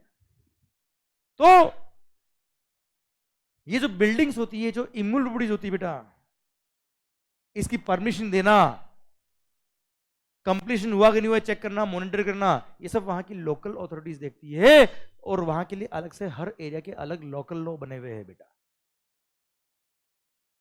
तो it depends on your local और म्युनिसिपल लॉज। अब अगर आपके लोकल या म्युनिसिपल लॉ में ऐसा लिखा हुआ है कि ये पर्टिकुलर गवर्नमेंट अथॉरिटी ही competent authority to issue the completion certificate, तो वो अथॉरिटी ही कौन है बेटा? कॉम्पिटेंट अथॉरिटी है। पर अगर आपके लोकल या म्युनिसिपल लॉ में ऐसी कोई रिक्वायरमेंट अगर नहीं है, उसमें नहीं लिखा कि ये गवर्नमेंट अथॉरिटी से आपको लेना है सर्टिफिकेट, ऐसा नहीं लिखा है अगर, तो ऐसे केस में इन 3 में से किसी भी एक का सर्टिफिकेट अगर आप लेके आ जाओगे, तो हम मान लेंगे कॉम्पिटेंट अथॉरिटी का सर्टिफिकेट आप ले आए हो बेटा। तो इन 3 में से किसी भी एक का सर्टिफिकेट अगर गवर्नमेंट अथॉरिटी की रिक्वायरमेंट नहीं है, तो ये 3 कौन है बेटा? Sir registered architect under architect act, जैसे होता ना chartered accountant under chartered accountant act, ऐसे ही registered architect under architect act, chartered engineer registered under chartered engineer act, और licensed surveyor of that particular area, licensed surveyor of that particular area. Sir ये 3 में से किसी भी एक का सर्टिफिकेट ले आए तो मान लेंगे बिल्डिंग कंप्लीट हो गई। पर सर कब? अगर आपके लोकल या म्युनिसिपल लॉ में कोई गवर्नमेंट अथॉरिटी की रिक्वायरमेंट नहीं है तो। अगर आपके लोकल या म्युनिसिपल लॉ में लिख दिया, जैसे पुणे के अंदर लिख दिया क्या, पीएमसी, सर अथॉरिटी का ही रिक्वायरमेंट है to give the completion certificate, तो ऐसे केस में वो ही कौन है? Competent authority. फिर किसी भी चार्टर्ड इंजीनियर या किसी का भी सर्टिफिकेट लिया, वी डोंट केयर, वो कॉम्पिटेंट अथॉरिटी नहीं कहलाएगा। दिल तक बात पहुंच गई? Confirm? Point to point, end to end clear है ना बेटा? कोई कंफ्यूजन का चांस ही नहीं है ना बच्चा? शिद्दत से ऐसा पढ़ो, कंफ्यूजन तो होता ही नहीं है यार। किस बात का कंफ्यूजन? जब साफ साफ लिखा है आपको समझ में आना चाहिए बेटा बस। सर तो कॉम्पिटेंट अथॉरिटी कौन होता है बेटा? अगर आपके लोकल या म्युनिसिपल लॉ में कोई गवर्नमेंट अथॉरिटी के लिए बोल दिया कि ये गवर्नमेंट अथॉरिटी ही कौन है, कॉम्पिटेंट अथॉरिटी, तो वही कॉम्पिटेंट अथॉरिटी होगा। अगर ऐसी कोई रिक्वायरमेंट नहीं है तो sir chartered engineer, licensed surveyor of that area और रजिस्टर्ड आर्किटेक्ट, इनमें से किसी की भी एक का सर्टिफिकेट लेना, हम मान लेंगे कंप्लीशन सर्टिफिकेट आ गया। हाँ है ना भाई? यहां तक क्लियर है क्या? और सर मैक्सिमम जगह पे गवर्नमेंट अथॉरिटी लिखा हुआ बेटा, तो वहां की लोकल अथॉरिटीज में जो नोटिफाइड अथॉरिटी है वही देती है कंप्लीशन सर्टिफिकेट बेटा। अब सोचो, मान लो मैं बिल्डर हूं बेटा, मान लो मैं एक बिल्डर हूं बेटा, मंगल टावर्स, सोचो कंप्लीशन सर्टिफिकेट मेरे लिए कितना इंपॉर्टेंट है बेटा। तो जो गवर्नमेंट अथॉरिटी है उसको पता है कि मंगल को करोड़ों का फायदा होगा अगर इसको कंप्लीशन सर्टिफिकेट मिल जाए तो। जब इसको फायदा है तो मेरे को, हाँ है ना भाई? चिक्की चाहिए बेटा? अरे ये से नो, समझ लो मेरी बात बच्चों। इसलिए और बिल्डर भी कोई कम नहीं होते बेटा। प्लान अप्रूव हुआ कुछ, बनाया कुछ, तो अथॉरिटी कैसे दे कंप्लीशन सर्टिफिकेट बेटा? हाँ है ना? वो तो बोलेगा जैसा प्लान बना वैसे बिल्डिंग बना पहले तू, ठीक है? तो बिल्डर भी कोशिश करते हैं कि बैकडोर से एंट्री हो जाए और काम हो जाए बेटा। हाँ है ना मालिक? क्लियर? इसीलिए सर ऑफिसर्स भी बहुत होशियार होते हैं बेटा, कंप्लीशन सर्टिफिकेट देते ही नहीं है, क्योंकि उनको पता है जब तक कंप्लीशन सर्टिफिकेट नहीं दिया तब तक जीएसटी लगता जाएगा, लोग वहां सर तकलीफ आएगी, लोग आएंगे नहीं सर। यस या नो? क्लियर? इसलिए बड़ा डिफिकल्ट था ऑफिसर से भी सर्टिफिकेट लेके आना बेटा। इसलिए जब जीएसटी नया नया आया तो बिल्डर लोगों ने रिक्वेस्ट करी गवर्नमेंट से, साहब ये बहुत परेशान हो रहे थे हम लोग, इसीलिए यहां पे एक क्लोज ऐड किया और बोल दिया क्या, कोई बात नहीं मंगल चिंता मत कर। क्या बोला बेटा? कोई बात नहीं मंगल चिंता मत कर sir, before grant of completion certificate by the competent authority or its first occupation,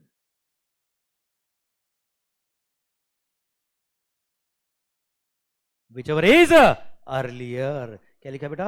और इट्स, मतलब या तो कंप्लीशन सर्टिफिकेट ले आओ, या तो कंप्लीशन सर्टिफिकेट ले आओ, या इस बिल्डिंग में फर्स्ट ऑक्यूपेशन हो गया, whichever is earlier, इस बिल्डिंग के अंदर कोई पर्सन रहने आ गया, फर्स्ट ऑक्यूपेशन हो गया, उस दिन मान लेंगे बिल्डिंग क्या हो गई है, कंप्लीट हो गई है। भले कंप्लीशन सर्टिफिकेट नहीं आया, पर अगर वो फर्स्ट फ्लैट ऑक्यूपाई हो गया वो ट्रिगर पॉइंट हो जाएगा। उसके बाद अगर फ्लैट बेचा तो उस पर जीएसटी नहीं लगेगा, उससे पहले बेचा तो जीएसटी लगेगा। और its first occupation whichever is earlier, मतलब कंप्लीशन सर्टिफिकेट की रिक्वायरमेंट नहीं रहेगी इस ट्रिगर पॉइंट के लिए बेचा। बोले यस सर? तो पता है यस बहुत जोश से नहीं आया, क्योंकि लोग सोच रहे हैं इसका मतलब तो सर फर्स्ट ऑक्यूपेशन हो गया फिर बिल्डिंग फ्री, जीएसटी फ्री। आ रहा है दिमाग में आइडिया बेटा? कुछ आया आया आया? जल्दी बताओ क्या आइडिया आया? तो एक काम करने का सर, बिल्डिंग जब अंडर कंस्ट्रक्शन है एक फ्लैट रेडी कर देने का। आया आया आइडिया, आया आइडिया आया, एक फ्लैट रेडी कर देने का। वहां पे एक पर्सन को जो अपने जान पहचान का हो या लेबर हो या कोई एम्प्लॉय हो, उसको बोलने का तू यहां रह, पूरा हेलमेट वगैरह रोबोट बनाने के नाम उसको बेटा। क्लियर सर, तेरी कंप्लीट सिक्योरिटी का जिम्मेदारी हमारी सर, तेरा लाइफ इंश्योरेंस हेल्थ इंश्योरेंस सब हम कराएंगे, अंदर रहे। अगर उसने फ्लैट ऑक्यूपाई कर दिया और ये फ्लैट भी तेरे नाम पे जीवन भर चल, अगर उसने फ्लैट ऑक्यूपाई कर दिया तो बिल्डिंग तो जीएसटी फ्री, और बाहर में बोर्ड लगा दूंगा बेटा हमारे यहाँ जीएसटी माफ है। है ना? क्लियर?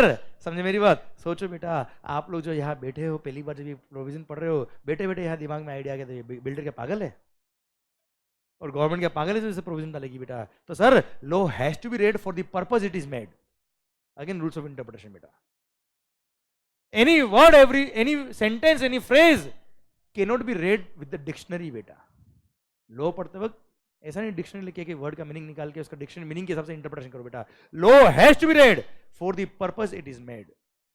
जिस पर्पस के लिए लॉ बना है उस अकॉर्डिंग पढ़ना पड़ता है। जिस एनवायरमेंट के अंदर उन वर्ड्स का एम्प्लॉयमेंट हुआ उन वर्ड्स को उस अकॉर्डिंग इंटरप्रेट करना होता है। शट अप, शट अप रे, फर्क है ना दोनों में बेटा, है ना?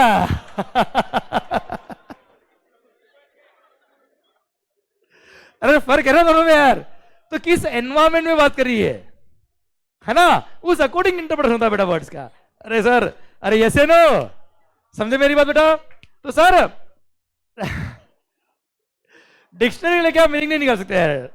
किस एनवायरमेंट में बात करिए, किस माहौल में बात करिए, किस तरह से बात करिए, उस अकॉर्डिंग इंटरप्रेशन करते हैं। इसलिए फर्स्ट ऑक्यूपेशन का मतलब ये नहीं है कि बिल्डिंग अंडर कंस्ट्रक्शन है किसी को भी अंदर रख दो बेटा।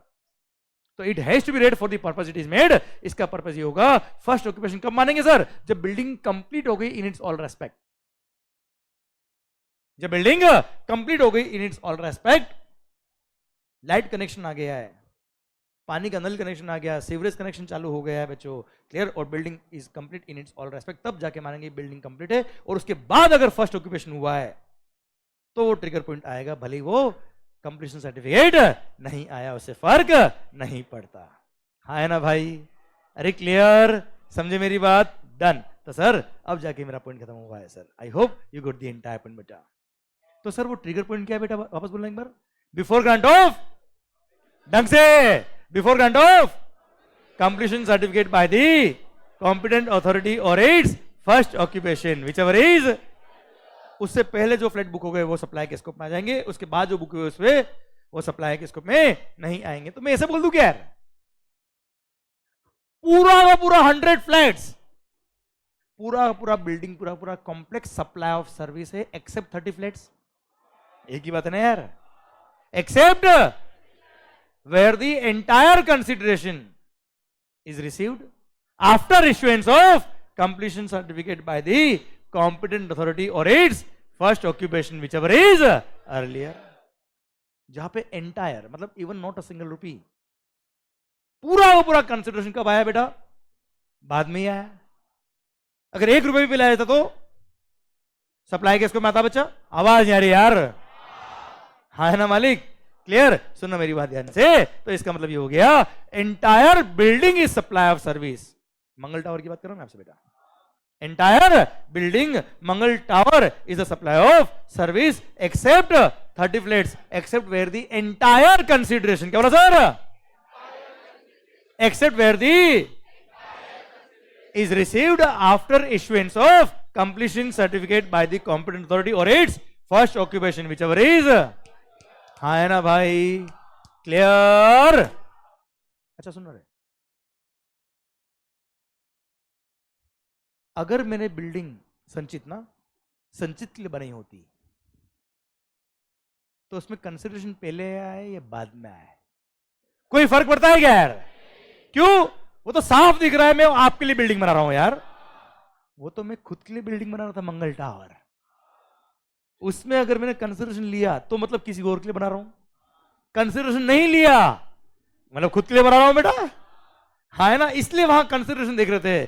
क्या संचित टावर के केस में कंसिडरेशन देखना है क्या? पक्का 100%। इसलिए संचित टावर कोमा से पहले लिखा है और मंगल टावर कोमा के बाद लिखा है। तो कंसिडरेशन रिसीव हुआ कि नहीं हुआ है देखना केवल किसके लिए बेटा? कोमा के बाद वाले के लिए। क्या वो कंसिडरेशन आया कि नहीं आया वो संचित के लिए एप्लीकेबल होगा क्या बेटा? क्यों नहीं होगा?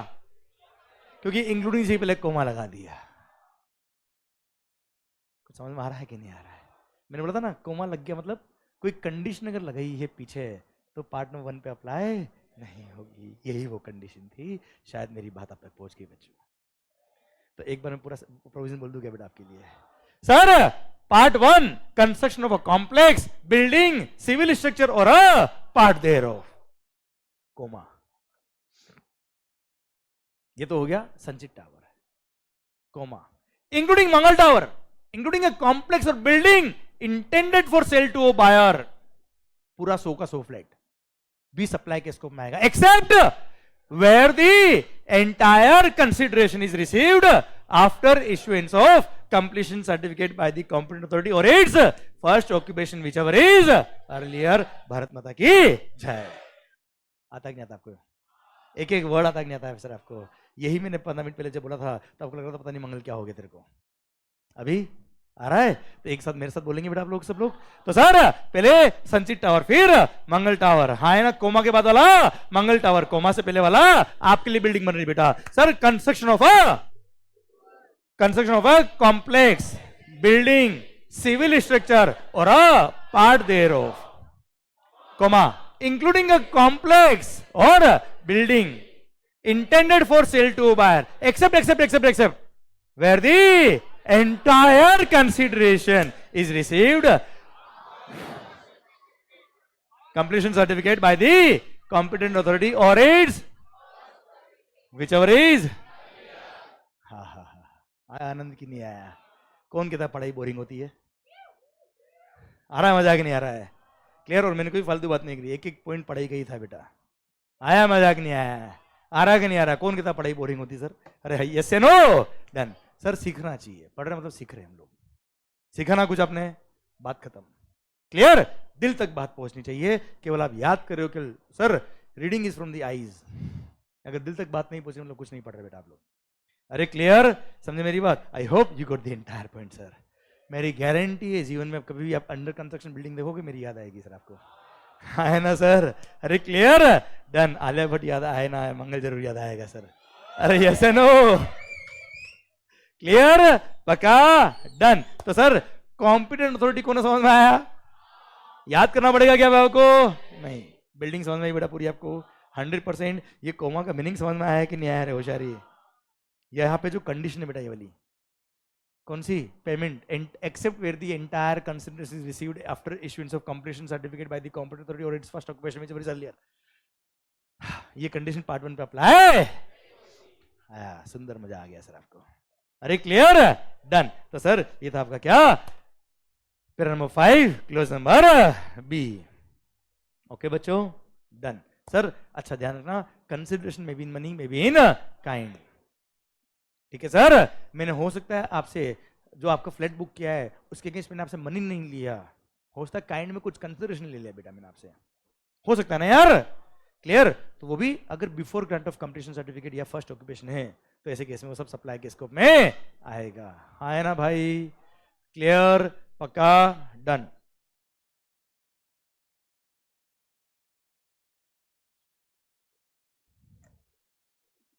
सर मैंने जो बिल्डिंग संचित के लिए बनाई है, क्या बोला बच्चे?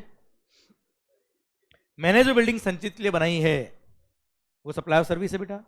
अब ये आगे उस बिल्डिंग का कुछ भी करो मेरे को मतलब है क्या उससे? मैं तो हमारे ट्रांजेक्शन की बात कर रहा हूं। ये आगे खुद के लिए यूज करे, ये आगे बेच दे, अपने ऑफिस के लिए यूज करे, अपनी फैक्ट्री की तरह यूज करे, अपने घर की तरह यूज करे या किसी को बेच दे, आई डोंट केयर। हमारा ट्रांजेक्शन सप्लाई ऑफ सर्विस। ठीक है समर्थ? गुड। क्लियर? यहां तक बात समझे क्या बच्चों? अरे हाँ है ना सर? माहौल तो सरकार आइए, चल रहा है क्या? शेड्यूल नंबर 2 पैरा नंबर 5 उसका क्लोज नंबर बी हमने पढ़ा बच्चों, सप्लाई ऑफ सर्विस। मजा? माहौल? चलिए सरकार। सर आओ बच्चों, ये भी तो एग्जांपल मैंने यहां दे रखा है, मजा आएगा बेटा पढ़ने में आपको। Okay sir? चलिए चलिए नेक्स्ट पॉइंट, नेक्स्ट पॉइंट। अच्छा एक काम मैं अपने हिसाब से पढ़ा दूं क्या बेटा? मैं अपने हिसाब से पढ़ा दूं क्या? चलो आप मेरी तरफ ध्यान दीजिएगा बेटा, ठीक है? बुक्स में नहीं बेटा। ओके सर नेक्स्ट पॉइंट है para number 3 para number 5 clause number C, intellectual property rights IPR. क्या है बेटा? Intellectual property rights, IPR. जैसे एग्जांपल क्या होता है बेटा इसका? Patent, trademark, copyright. ठीक है, मैं आपको बेस्ट एग्जांपल देता हूं कॉपीराइट का, जो अपना खुद का ही है बेटा। सर, आपके लिए जो मैंने बुक दी है आपको, या जो फाइनल लेवल में अपनी बुक चलती है बेटा, सर एवरी एडिशन हर 6 महीने में नया बुक आता है बेटा। Every edition is copyrighted, clear, and copyright is in the name of Yashwant Mangal. हाँ है ना? ओके। अब जो बुक मैंने बनाई है उसका मैंने कॉपीराइट करा दिया, अब पब्लिशर को मैंने कॉपी करने का राइट दिया। Otherwise nobody can copy this book except with the right of the, except the permission, written permission of the author. हाँ है ना मालिक? अब जो बुक मैंने कॉपी करने का राइट दिया किसको? पब्लिशर को। जितनी बुक्स बिकेगी उसका एक सर्टेन परसेंटेज मेरे को वो रॉयल्टी पे करेंगे बेटा। हाँ है ना? क्लियर? तो मैंने क्या किया बेटा, इंटेलेक्चुअल प्रॉपर्टी राइट आपको टेम्पररी ट्रांसफर की है यूज करने के लिए बेटा। क्लियर? उससे मेरे को क्या मिल रहा है बेटा? रॉयल्टी मिल रही है बेटा। तो सर जो मैंने ट्रांसफर किया वो क्या है? Supply of service. क्या लगेगा उस पर? जीएसटी। मैंने कोई गुड्स बेचा क्या बेटा? ठीक है, टेम्पररी ट्रांसफर या permitting the use of the intellectual property right is supply of service. Same with दवाई वगैरह का पेटेंट होता है बेटा। कोई फॉर्मूला हो गया, कोई केमिकल हो गया, पेटेंट बनाया बेटा आपने, उस पेटेंट को यूज करने का आपने, या कोई सर ट्रेडमार्क था बेटा, सर उसको यूज करने का आपने राइट दिया किसी को, उसके लिए रॉयल्टी मिला, that is supply of service. हाँ है ना सर? पक्का? सर नेक्स्ट, मैंने आपके लिए सॉफ्टवेयर बनाया, customised software, end user licensed based software. Readymade software नहीं है। जैसे टैली, अकाउंटिंग सॉफ्टवेयर ना बेटा, टैली का, या कई तरह सॉफ्टवेयर जो आप मोबाइल में यूज करते होंगे बेटा, क्या आपने अपने लिए कस्टमाइज बनवाया है क्या? तो वो रेडीमेड सॉफ्टवेयर है बेटा। तो रेडीमेड सॉफ्टवेयर जो होता है ना बेटा, प्री पैकेज्ड सॉफ्टवेयर जिसको बोलते हैं, दोस आर गुड्स। क्या बोलते हैं बेटा उसको? पर मैंने अगर आपके लिए अलग से सॉफ्टवेयर बनाया है, that is supply of service. तो अगला पॉइंट ये था, मैंने आपके लिए इंफॉर्मेशन टेक्नोलॉजी सॉफ्टवेयर बनाया है, इंप्लीमेंट किया, अपग्रेड किया, एनहांस किया, सर डेवलप किया, डिजाइन किया, उसी ट्रेनिंग दी, सर सब क्या है बेटा? Supply of service. ठीक है सर? फिर क्लोज नंबर ई, मैं आपको ऑलरेडी पढ़ा चुका था कल कि मैंने कोई गुड्स का राइट टू यूज आपको ट्रांसफर किया। क्या ट्रांसफर किया बेटा? Is a supply of service without transfer of title बेटा। जो फाइनेंस लीज था, याद है बेटा आपको? अच्छा, राइट इन यूज और राइट टू यूज, पहले इसमें फर्क था बेटा। इफेक्टिव कंट्रोल पोजीशन याद है? मैंने प्रॉपर्टी का आपको एग्जांपल दिया था बेटा, वही फर्क इसमें हुआ करता है। पर अभी जीएसटी आने के बाद अब कोई डिफरेंस नहीं रहा है, दोनों ही सप्लाई ऑफ सर्विस है, इसलिए उसमें इन डेप्थ जाने की भी जरूरत नहीं है। हाँ है ना बच्चों? ऑपरेटिंग लीज हो या फाइनेंस लीज हो, दोनों ही क्या है? Supply of service. तो राइट टू यूज मतलब finance lease, right in use मतलब ऑपरेटिंग लीज, दोनों ही क्या है? सप्लाई ऑफ सर्विस, इसलिए कोई डिफरेंस नहीं है, तो बहुत ज्यादा जाने की जरूरत आपको नहीं है इसमें बेटा। Clear sir? इधर देन सर, क्या नाम बेटा? सुशांत बेटा। ये नहीं करने का है, ठीक है सर? भले मेरे से 2 लाख रुपए लेना बेटा, तो कुछ नहीं करने के पैसे मिल रहे, अगला पॉइंट वही है, वो भी सप्लाई ऑफ सर्विस है बेटा। क्लियर है सर? नेक्स्ट पॉइंट क्या है? कुछ नहीं, नॉन कॉम्पीट एग्रीमेंट्स। क्या बच्चों? नॉन कॉम्पीट एग्रीमेंट्स, कुछ नहीं करने के पैसे मिल रहे बेटा। क्लियर? सुनना बच्चों ध्यान से। Sir agreeing to the obligation, क्या बोला बच्चे? Agreeing to the obligation to refrain from an act, to refrain from an act, कुछ करने के लिए रोक रहा हूं मैं आपको, उसके लिए आपने एग्री कर लिया फॉर अ कंसिडरेशन। क्लियर? वो सप्लाई ऑफ सर्विस। पूरा पॉइंट बोलता बेटा मैं, agreeing to the obligation to refrain from an act, किसी काम को करने से रोकना। एग्जांपल दूं मैं आपको बेटा इसका? पहले पूरा पॉइंट बोलता बेटा, sir agreeing to the obligation to refrain from an act, to tolerate an act or a situation, or to do an act or to do an act is a supply of service. क्या होता है sir ये? बताता हूं मैं आपको। Best example is non compete agreements. सरकार मान लो, गुड, पुणे में अपना कुरियर का बिजनेस है, शानदार वाला बेटा। कुरियर का काम करता हूं साहब मैं, और मुझे बताया सर सुशांत भाई कुरियर बिजनेस के मास्टरमाइंड है। और सर ये भी काम करते हैं कहाँ, नागपुर में बेटा। और ये अपनी ब्रांच ओपन करने की सोच रहा है पुणे में। ये पुणे में अगर आ गया तो अपना बिजनेस चौपट कर देगा, खत्म कर देगा। मुझे पता है इसमें इतना आर्ट है बेटा, इतनी पकड़ बिजनेस पे सर। मैंने इसको बोला देख भाई तू उधर काम करा कर, इधर काम मत करना। तू बोला क्यों नहीं करूंगा, मैं तो बिजनेस एक्सपांड करूंगा अपना।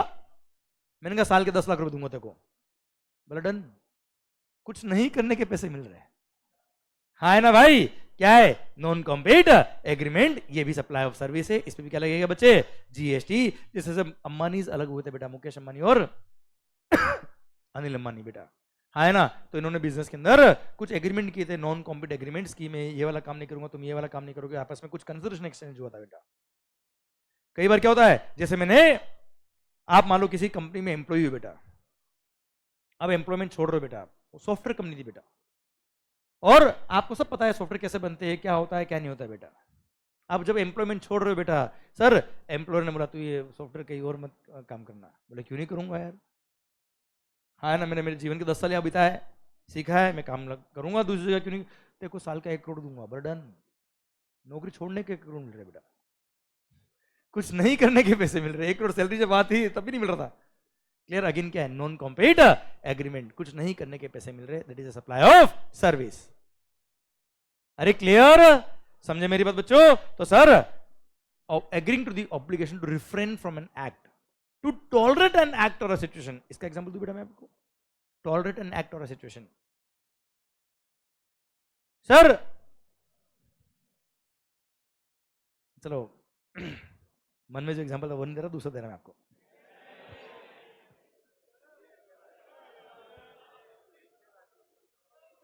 सरकार चलो, राहुल गांधी की स्पीच सुनने के लिए आपको 500 रुपए दिए गए बेटा। टॉलरेटिंग एन एक्ट और अ सिचुएशन, टॉलरेट कर रहे हो बेटा 1 घंटे तक, that is also supply of service, है ना सर। एक और अच्छा एग्जांपल देता मैंने इसका, प्रैक्टिकल बिजनेस। ये तो एक्चुअली एग्जांपल है बेटा, लोगों को बुलाया जाता पैसे दे देगा बेटा। क्लियर, वो भी सप्लाई ऑफ सर्विस है बेटा। ओके, और सुनना सुनना, अच्छा एग्जांपल देता मैं आपको। मान लो कोई सोसाइटी है बेटा जहां लोग रहते हैं, गोकुलधाम हाउसिंग सोसाइटी बेटा, यस यस यस।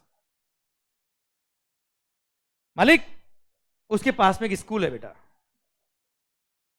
उसके पास में एक स्कूल है जहां मॉर्निंग में क्या होती है बेटा, प्रेयर्स।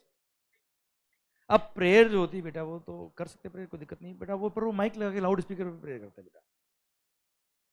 सुबह सुबह जेठालाल की नींद उड़ जाती है बेटा। क्या बबीता, बबीता नहीं दिखती है सा। ओके ओके सर, सुनना बात तो ध्यान से। अब मालिक सुबह सुबह सारे सोसाइटी वालों को लगता है कि नहीं मामला गड़बड़ है साहब। एक में सेक्रेटरी, क्या नाम है उनका, आत्माराम तुकाराम भीड़े, और सबने मीटिंग करी और सबने बोला हम स्कूल वालों को बोलेंगे लाउड स्पीकर बंद करो साहब। वो स्कूल से बात करने गए, स्कूल वालों ने बोला नहीं नहीं स्पीकर चलने दो ना यार, अच्छा रहेगा सर, हम इसके लिए आपको 10 लाख रुपए देते हैं। सोसाइटी वालों ने बोला ओके डन। आप 10 लाख रुपए 2 साल के, हम तो बेटा रात भर नहीं सोए है ना।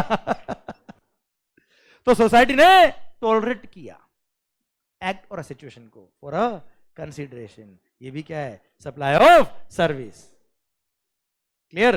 तो sir agreeing to the obligation to refrain from an act, to tolerate an act, और टू डू एन एक्ट, और टू डू एन एक्ट का भी एक एग्जांपल देता मैं आपको बेटा। ये सब मैंने पता है आगे एक सर्कुलर दे रखा है चैप्टर नंबर 9 के बाद में, वह आपको मिलेंगे, पर अभी मैं समझाने के लिए बता रहा हूं। बटल सर, और टू डू एन एक्ट, इधर इधर इधर मान लो कोई फैक्ट्री है बेटा, वहां पे प्रोडक्शन होता है बेटा गुड्स का। अब वहां पे क्या है, एक चिमनी लगा रखी है जहां से थोड़ा बहुत पॉल्यूशन होता है बेटा, पर वो पॉल्यूशन जो होता है वो बहुत लिमिटेड क्वांटम में होता है, which is allowable under the law, कानून में अलाउड है बेटा। पास में सोसाइटी थी गोकुलधाम हाउसिंग सोसाइटी। क्लियर। इन्होंने बोला कि पोल्यूशन बिल्कुल नहीं होना चाहिए, बबीता जी काली पड़ जाएगी। हाँ है ना मालिक? सर जेठालाल तो बिल्कुल भाई नहीं, हो ही नहीं सकता है बिल्कुल। तो सर वो लोगों ने फैक्ट्री से कांटेक्ट किया, बोला साहब पॉल्यूशन बिल्कुल नहीं चाहिए, और सर फैक्ट्री वालों ने बोला एज पर लो जितना पॉल्यूशन होना चाहिए उतना ही हो रहा है, उससे बियॉन्ड कुछ भी नहीं हो रहा है, तो हम कुछ ना कर पाएंगे। जेठालाल ने बोला साल के 10 लाख रुपए दूंगा, चांद पे एक दाग नहीं लगना चाहिए। सर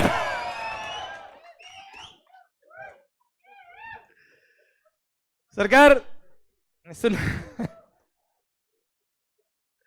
सुनना बात ध्यान से। सर फैक्ट्री वालों ने एक्सेप्ट कर लिया, और फैक्ट्री वालों ने एक्सेप्ट किया टू डू एन एक्ट, और उन्होंने एक ऐसी मशीन लगाई जिससे पॉल्यूशन 0 हो गया। पर अगेंस्ट में कंसिडरेशन लिया कितना बेटा? 10 लाख पर एनम बेटा। हाँ है ना बेटा? To do an act is also supply of service, उसमें भी जीएसटी लगेगा। हाँ है ना भाई? अरे क्लियर, डन। तो sir agreeing to the obligation to refrain from an act, to tolerate an act और अ सिचुएशन, और to do an act is a supply of service. ये था आपका पैरा नंबर 5। सर खत्म होता है अब।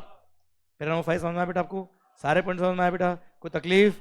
डन। आइए पैरा नंबर 6। इसके 2 क्लोज है, क्लोज नंबर ए और क्लोज नंबर बी। पहले कौन सा पढ़ेंगे? Close number B.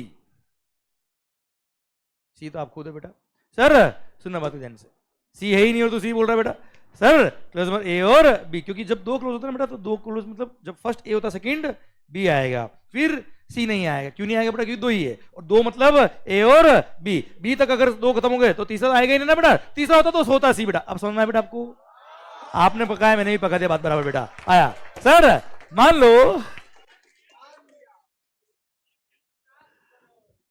सर इधर इधर इधर होशियारी मालिक, सुनना बात ध्यान से। सरकार क्लोज नंबर बी पहले पढ़ लेते हैं। अरे खाना खाया कि नहीं खाया कल आपने? नहीं खाया। अभी ब्रेक हुआ, उसमें ब्रेकफास्ट तो क्या होगा बेटा? आप ब्रेक में ब्रेकफास्ट नहीं करते बेटा? कुछ नहीं, बिल्कुल बिल्कुल रेस्ट लेते ही नहीं बेटा। तो कल से टाइम है बेटा 10:15 बेटा। Okay sir? सर नहीं, आप भी तो कह रहे हैं सर हम तो बिल्कुल रेस्ट नहीं करते, हम बिल्कुल कुछ नहीं खाते। ठीक है सर। ओके सर सुनना सुनना। ओके बच्चे ओके। क्या बेटा? चालाक हो बहुत बेटा। क्लियर? सर शेर को 1.25 शेर संभाल सकता है बेटा। सर सुनना सुनना सुनना सुनना, 2 मिनट 2 मिनट 2 मिनट 2 मिनट। मालिक रेस्टोरेंट, कल बात करी थी मैंने आपसे बेटा। सर खाना खा रहे हो तो क्या खा रहे हो? गुड्स खा रहे हो कि सर्विस कर रहे हो बेटा? खा तो गुड्स रहे हैं, खा तो गुड्स ही रहे ना यार। गुड्स बीइंग फूड और any article for human consumption including drink other than दारू, क्योंकि दारू पे जीएसटी है ही नहीं। अरे हाँ है ना भाई? मिल्क शेक हो गया, कोल्ड ड्रिंक हो गया, सब आ जाएगा बेटा इसके अंदर। सरकार ये जो फूड आप सप्लाई कर रहे हो या कोई ड्रिंक सप्लाई कर रहे हो अदर देन दारू, ये सप्लाई ऑफ सर्विस कहलाएगा। हाँ है ना भाई? क्या कहलाएगा बेटा? Supply of service. It's a composite supply of goods and service. देखो बेटा, जब आप खाना खाते हो, दाल फ्राई, चपाती, तो ऐसा नहीं उसने गेहूं ला के दे दिया ले खा ले भाई। हाँ है ना भाई? ऐसा नहीं उसने कच्ची दाल रख ली खा ले। उसने दाल को बनाया ना बेटा, कुक किया बेटा, सर्व किया आपको बेटा। Clear? It is also supply of service. तो इसके अंदर गुड्स भी और सर्विसेज भी बेटा। खाना इज गुड्स, और उसको खाना को बनाना खाने लायक, ये supply of service. It's a composite supply of goods and service. ये कॉम्बो है। अब इसमें गुड्स कहेंगे कि सर्विस कहेंगे, इसलिए झगड़ा हुआ। झगड़े को खत्म करने के लिए शेड्यूल नंबर 2 आया। शेड्यूल नंबर 2 का पैरा नंबर 6, उसका क्लोज में बी बोलता है क्या? Supply of service. रेस्टोरेंट और outdoor catering services. Outdoor catering क्या होता है बेटा? होता ना कोई फंक्शन वगैरह है बेटा, वहां पे कैटरिंग वाले को बुलाया खाना वाना सर्व करने के लिए बेटा, वो सप्लाई ऑफ सर्विस कहलाएगा बेटा। कोई डाउट? कोई डाउट? डन। तो सर रेस्टोरेंट और outdoor catering is a supply of service. ठीक है, आइए close number A. Works contract. Close number A, para number 6, clause number A is works contract. है ना भाई? सुनो ध्यान से, अभी वर्क्स कॉन्ट्रैक्ट क्या होता है? चलो एक काम करते हैं, बुक से देख लेते बेटा। बुक में एक बार पढ़ो डेफिनेशन वर्क्स कॉन्ट्रैक्ट की बेटा।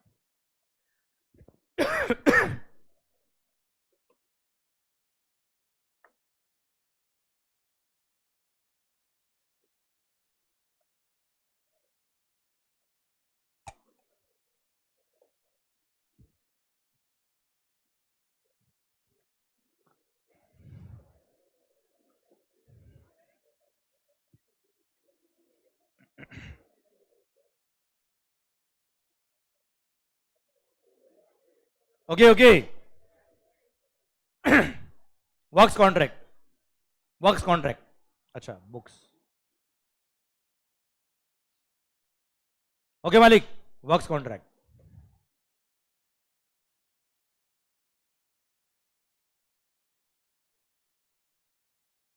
सर, ओ भाई सर पढ़ना।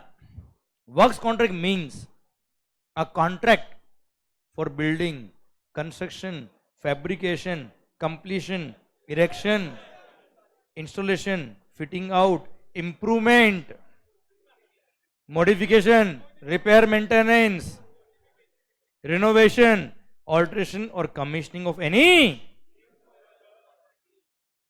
movable नहीं बेटा, immovable properties, wherein, जहां पर, सुना बच्चों 2 मिनट ध्यान से।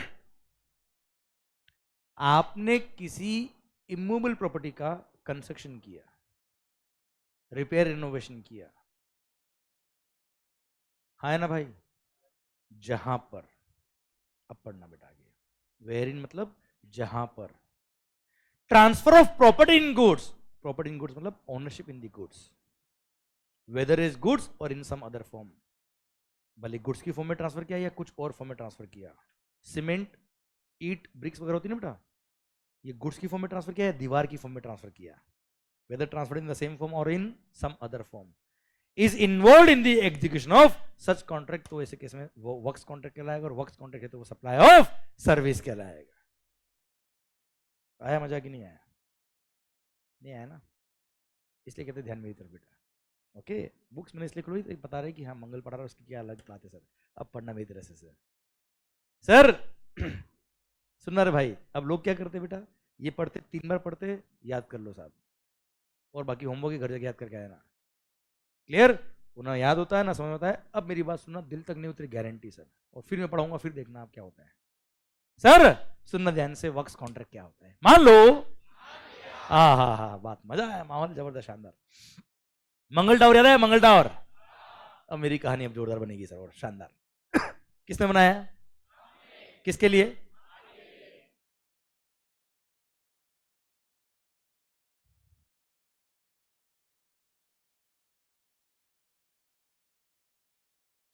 सर सुनिए ध्यान से, इसमें याद है 70 फ्लैट बुक हो गए थे, 30 बुक नहीं हुए, याद आया? चलिए, ये कौन बना रहा है बेटा? देख बेटा, मैं तो एक बिल्डर हूं बेटा, बिल्डर खुद तो बनाता नहीं है, बिल्डर तो क्या करता है, प्रोजेक्ट डिजाइन करता है, मार्केटिंग करता है, बेचता है, और बनाने वाला काम कॉन्ट्रैक्टर को देता है बच्चा। हाँ है ना मालिक? सुनना, जैसे मैंने संचित टावर बनाया था ना बेटा, ऐसे ही मैंने किसी कॉन्ट्रैक्टर को अपॉइंट किया बेटा। क्लियर? जो क्या करेंगे, मंगल टावर बनाएंगे बेटा। हाँ है ना मालिक? क्या नाम सर? दर्शन, दर्शन, ओके सर। सुनना बात को ध्यान से, मालिक दर्शन भाई इज द कॉन्ट्रैक्टर,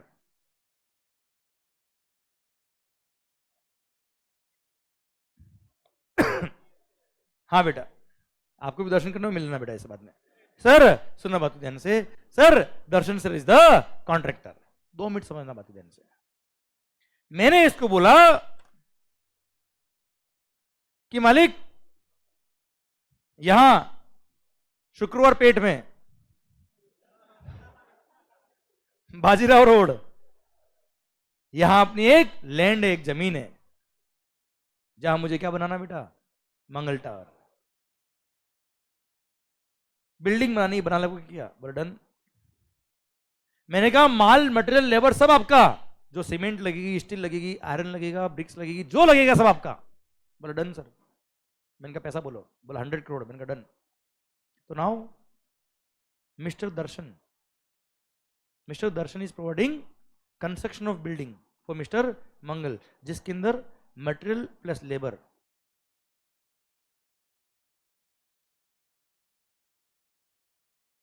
दोनों किसका है, दर्शन का है। समझे मेरी बात बेटा, क्लियर। जिसके अगेंस्ट में इसको क्या दे रहा हूं बेटा, 100 CR बेटा। हाँ है ना भाई, क्लियर। सर अभी आराम से पढ़ना, जल्दी नहीं मेरे को कोई भी बेटा, ओके। इतना शानदार उतारूंगा, दिल में मजा आएगा सर आपको। सरकार अब दर्शन भाई भी कोई कम थोड़े बेटा, ये बड़े बड़े कॉन्ट्रैक्ट लेते 100-100 करोड़ के बेटा। इसने क्या किया, आगे काम सब कॉन्ट्रैक्ट पे दे दिया। सर क्या नाम, रितेश भाई। सर रितेश भाई is the sub contractor. Ritesh भाई को बोला कि रितेश भाई यहां पे एक लैंड है, यहां बिल्डिंग बनानी, ये बिल्डिंग होनी चाहिए, इतना फ्लोर होना चाहिए, ये क्वालिटी होनी चाहिए, इस तरह के मटेरियल काम आने चाहिए, बना दोगे क्या? बोला हाँ बना देंगे सर, पर मटेरियल प्लस लेबर सब आपका। बोला डन। पैसा बोला 80 करोड़। बोला डन, ये लो साहब। सर इसमें अगेन मटेरियल प्लस लेबर दोनों किसका है बेटा, रितेश भाई का बेटा। ठीक है, क्लियर। सर सब कॉन्ट्रैक्टर कौन, रितेश भाई बेटा। अब रितेश भाई ने भी 80 करोड़ का कॉन्ट्रैक्ट लिया, कोई छोटा मोटा आदमी नहीं बेटा ये। ठीक है, अब इसने क्या किया सर, आगे सर 15-20 सब कॉन्ट्रैक्टर अपॉइंट किए बेटा, जो क्या करेंगे, कोई बिल्डिंग का कोई पार्ट बनाएगा, कोई बिल्डिंग का दूसरा काम करेगा, कोई बिल्डिंग का दूसरा काम करेगा बेटा। Clear sir. और सबको बोल दिया कि तुमको ये वाला काम करना है, तुमको ये वाला काम करना है, तुमको ये वाला काम करना है, और हाँ सुनो, जो भी मटेरियल लगे मेरे को बोल देना, मैं ले आऊंगा। इसने ऐसा आगे बोला बेटा। मतलब आगे जो 20 पेटी कॉन्ट्रैक्टर्स थे,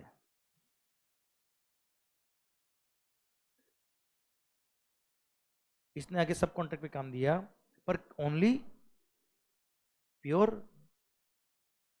लेबर वाला काम बेटा।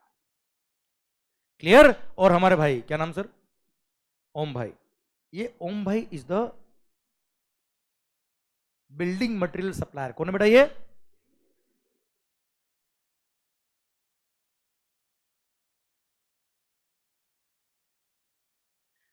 रितेश भाई ने एक लिस्ट ऑफ सामान दे दी बेटा, किसको, ओम भाई को। ये मटेरियल वहां पहुंचाना है साइड पे, आप बेच दो। कि बोला हाँ डन, मेरा काम ही दुकान है इसकी, सब इसकी।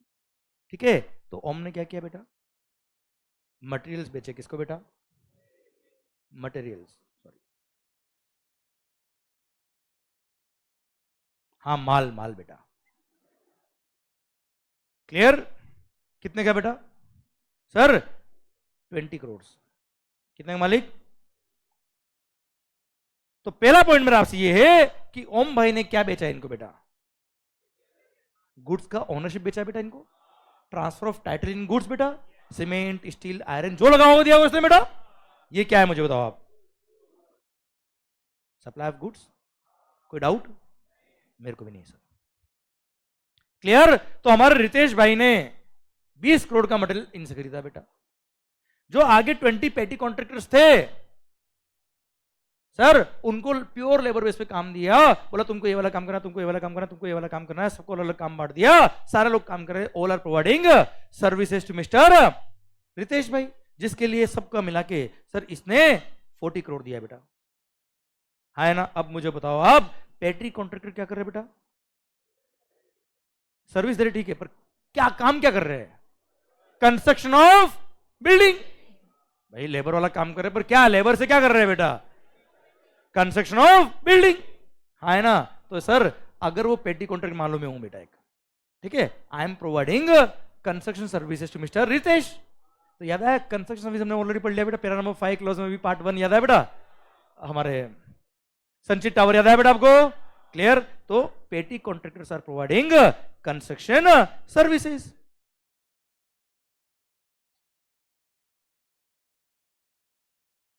कौन सी कंस्ट्रक्शन सर्विस बेटा?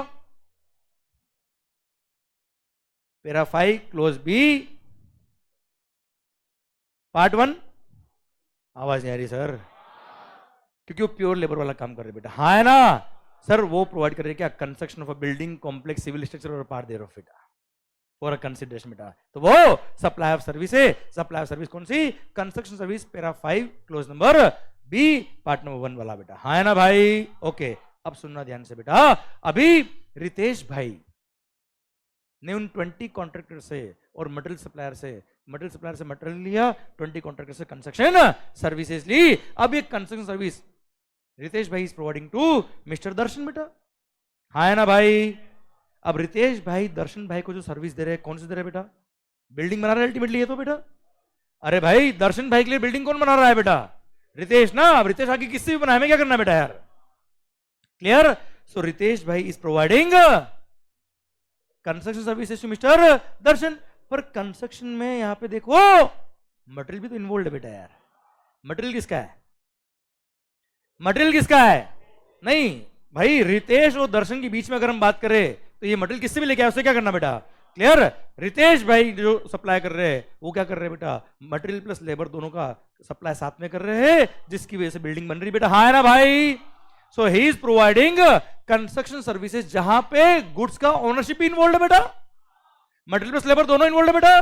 This is called works contract service. क्या बोलते बेटा इसको?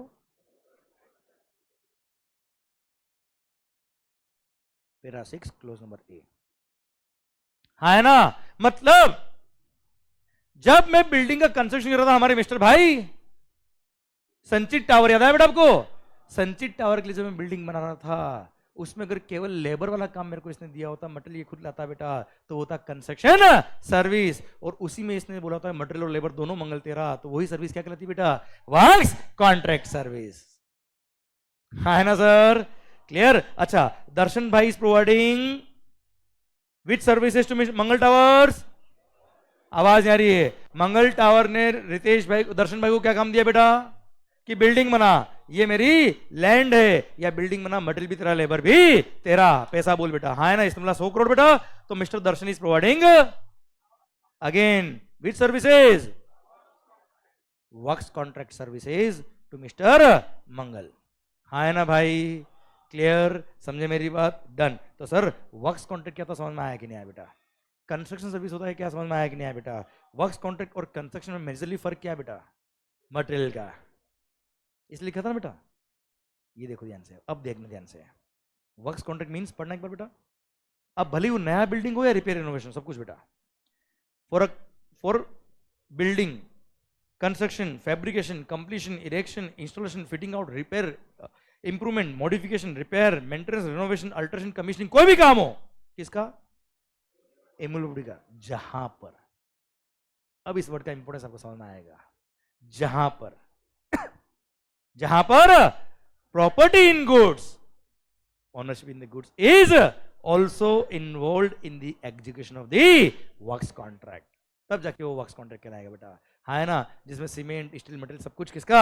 हमारे दर्शन भाई का। वो सप्लाई ऑफ वर्क्स कॉन्ट्रैक्ट कहलाएगा। पर यहीं पे अगर ये मटेरियल नहीं होता, यहां पे नहीं होता, तो यही सर्विस क्या कहलाती बेटा? कंस्ट्रक्शन सर्विस कहलाती। हाँ है ना सर? आया मजा कि नहीं आया भाई? अरे क्लियर? डन। समझे मेरी बात? ओके सर सुनना, अब मंगल टावर जो बन गया है बेटा, मंगल टावर क्या कर रहा है बेटा? फ्लैट बुकिंग कर रहा है बेटा।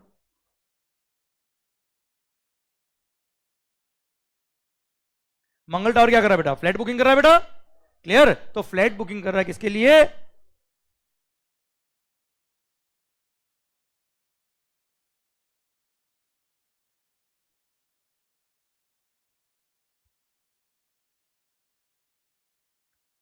नोरा सर सुनना सरकार, किरा अडवाणी, आलिया भट्ट एटसेट्रा बेटा, यस नो? तो सर सुनना सुनना, मैं उनके लिए फ्लैट बुक कर रहा हूं बेटा, तो फ्लैट बुक कर रहा हूं, is a construction service, yes no? अच्छा, ये कंस्ट्रक्शन सर्विस कहां कवर है बेटा? पैरा 5 क्लोज बी पार्ट 2 याद आया बेटा? पार्ट टू कौन सा जो लिखा नहीं था, मैंने लिखवाया था बेटा आपको। अरे क्लियर, डन, समझे मेरी बात बच्चों? ओके पक्का, डन। तो सर कंस्ट्रक्शन सर्विस और वर्क्स कॉन्ट्रैक्ट सर्विस में फर्क समझ में आया कि है? आवाज नहीं आ रही है वही? क्लियर? अच्छा, मतलब किसी के लिए आप अगर बिल्डिंग बना रहे हो, क्या बोला सर? बिल्डिंग बना रहे हो, कोई भी इमूवल बॉडी बना रहे हो, कोई पिलर बना रहे हो, कोई स्ट्रक्चर बना रहे हो बेटा, जिसमें मटेरियल प्लस लेबर दोनों इन्वॉल्व है, तो होगा क्या? Works contract. केवल लेबर इन्वॉल्व है तो होगा क्या? होगा कंस्ट्रक्शन सर्विस। और अंडर कंस्ट्रक्शन कोई बिल्डिंग बनी उसमें केवल बुकिंग कराया बेटा, that is again construction service. बोलो यस सर? पक्का पक्का, 100% डन। इसी के साथ ये पॉइंट खत्म होता है। अब वर्क्स कॉन्ट्रैक्ट समझ में आया कि नहीं आया सर? कंस्ट्रक्शन समझ में आया कि नहीं आया सर? आलिया भट्ट के लिए फ्लैट बुक कराया समझ में आया कि नहीं आया सर? क्लियर? इसी के साथ शेड्यूल नंबर 2 खत्म होता है। अब क्लियर? भारी माहौल बेटा, क्लियर, डन। ये था आपका शेड्यूल नंबर 2 सर, खत्म होता है। अब ये था section number 7 sub section 1A, जिसके अंदर डिफाइन किया क्या कि कौन कौन सी सप्लाईज सप्लाई ऑफ गुड्स कहलाएगी, कौन कौन सप्लाई ऑफ सर्विसेज कहलाएगी। और हाँ, यहां पे ये बताया बेटा क्या कि कोई ट्रांजेक्शन अगर ऑलरेडी सप्लाई है इस पर सेक्शन नंबर 7 सब सेक्शन 1, तो बात करेंगे शेड्यूल 2 की बेटा। और शेड्यूल 2 में भी सर कुछ लिमिटेड ट्रांजेक्शन दिए गए जिसके अंदर डिस्प्यूट था। पता है, जब पहले बिफोर जीएसटी सर्विस टैक्स था, वेट था बेटा, तो रेस्टोरेंट में झगड़ा था बेटा, क्योंकि wait was the revenue of state government and service tax was the revenue of central government. तो सेंट्रल गवर्नमेंट क्या बोलती थी? Restaurant is service, service tax दो पूरे पे। स्टेट गवर्नमेंट क्या बोलती थी? आप खाना बेच रहे हो ना, खाने में गुड्स है ना, सेल ऑफ गुड्स है ना, सेल ऑफ गुड्स है तो वेट दो साहब। तो रेस्टोरेंट वालों ने बोला एक काम करो, दोनों मारो मेरे को। इधर सेंट्रल गवर्नमेंट क्या बोल रही साहब? सर्विस टैक्स दे दो। इधर स्टेट गवर्नमेंट क्या बोल रही साहब? वेट दे दो। हमने स्टेट गवर्नमेंट को बोला क्या? सेंट्रल गवर्नमेंट बोल रही सर्विस टैक्स लगता है तो हम सर्विस टैक्स पे करेंगे। क्लियर? उसने क्या बोला? तू बोल देना इस पे सेल्स टैक्स है, सेल ऑफ गुड्स भी है, इसलिए वेट लगेगा, तो हम तो वेट देंगे, सर्विस टैक्स की बात उससे कर लेना। हम जब सेंट्रल गवर्नमेंट के पास गए बात करने के लिए कि स्टेट गवर्नमेंट बोल रही कि सेल्स टैक्स लगेगा, बोला मेरे को नहीं पता, हमारे को तो सर्विस टैक्स चाहिए सर। झगड़े। वर्क्स कॉन्ट्रैक्ट, मटेरियल भी है और लेबर भी है। स्टेट गवर्नमेंट वेट भी लगाती थी, सेंट्रल गवर्नमेंट सर्विस टैक्स भी लगाती थी। खूब झगड़े। हाँ है ना सर?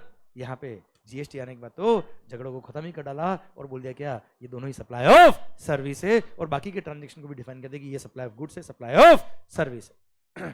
पहले फाइनेंस लीज वेट लो के टाइम पे सेल ऑफ गुड्स कहलाता था बेटा, अभी फाइनेंस लीज हो या ऑपरेटिंग लीज हो, दोनों ही सप्लाई ऑफ सर्विस है बेटा। ऐसे कई सारे डिस्प्यूट थे। पहले जॉब वर्क को मैन्युफैक्चरर मानते थे, एक्साइज लगता था उसमें बेटा, सर्विस नहीं मानते थे उसको। हाँ है ना? क्लियर? अब दोनों को क्या मान लिया? अभी बोल दिया क्या है? सप्लाई ऑफ सर्विस है। इस तरह के बहुत सारे डिस्प्यूट थे। पुराने लॉ में क्या था उसमें बहुत ज्यादा जानने की जरूरत अभी आपको नहीं है। जितना रिलेवेंट था मैंने आपको बताया बच्चों। हाँ है ना भाई? अरे मजा आया कि नहीं आया सर? पर हाँ मेरे दिमाग में एक क्वेश्चन आता है बेटा कि सर सप्लाई ऑफ गुड्स हो या सप्लाई ऑफ सर्विस हो, क्या फर्क पड़ता है? लगना तो जीएसटी है।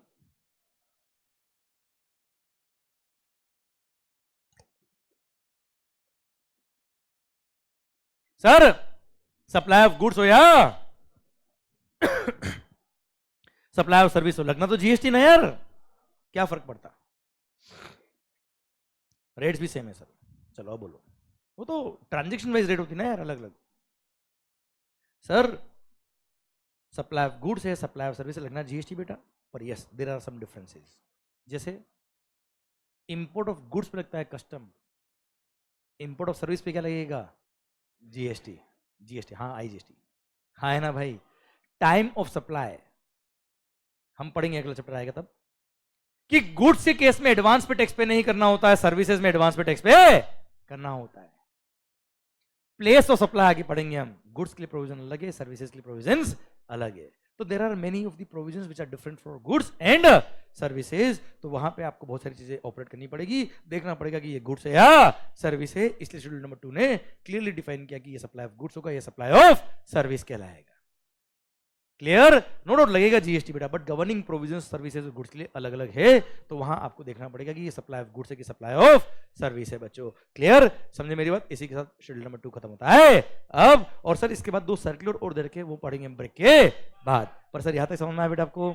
अरे आनंद आया कि नहीं आया भाई? टेक्निकल टॉपिक में मजा आ रहा नहीं आ रहा सर आपको? Okay done. चलिए सरकार मिलते हैं ब्रेक के बाद। भारत माता की जय।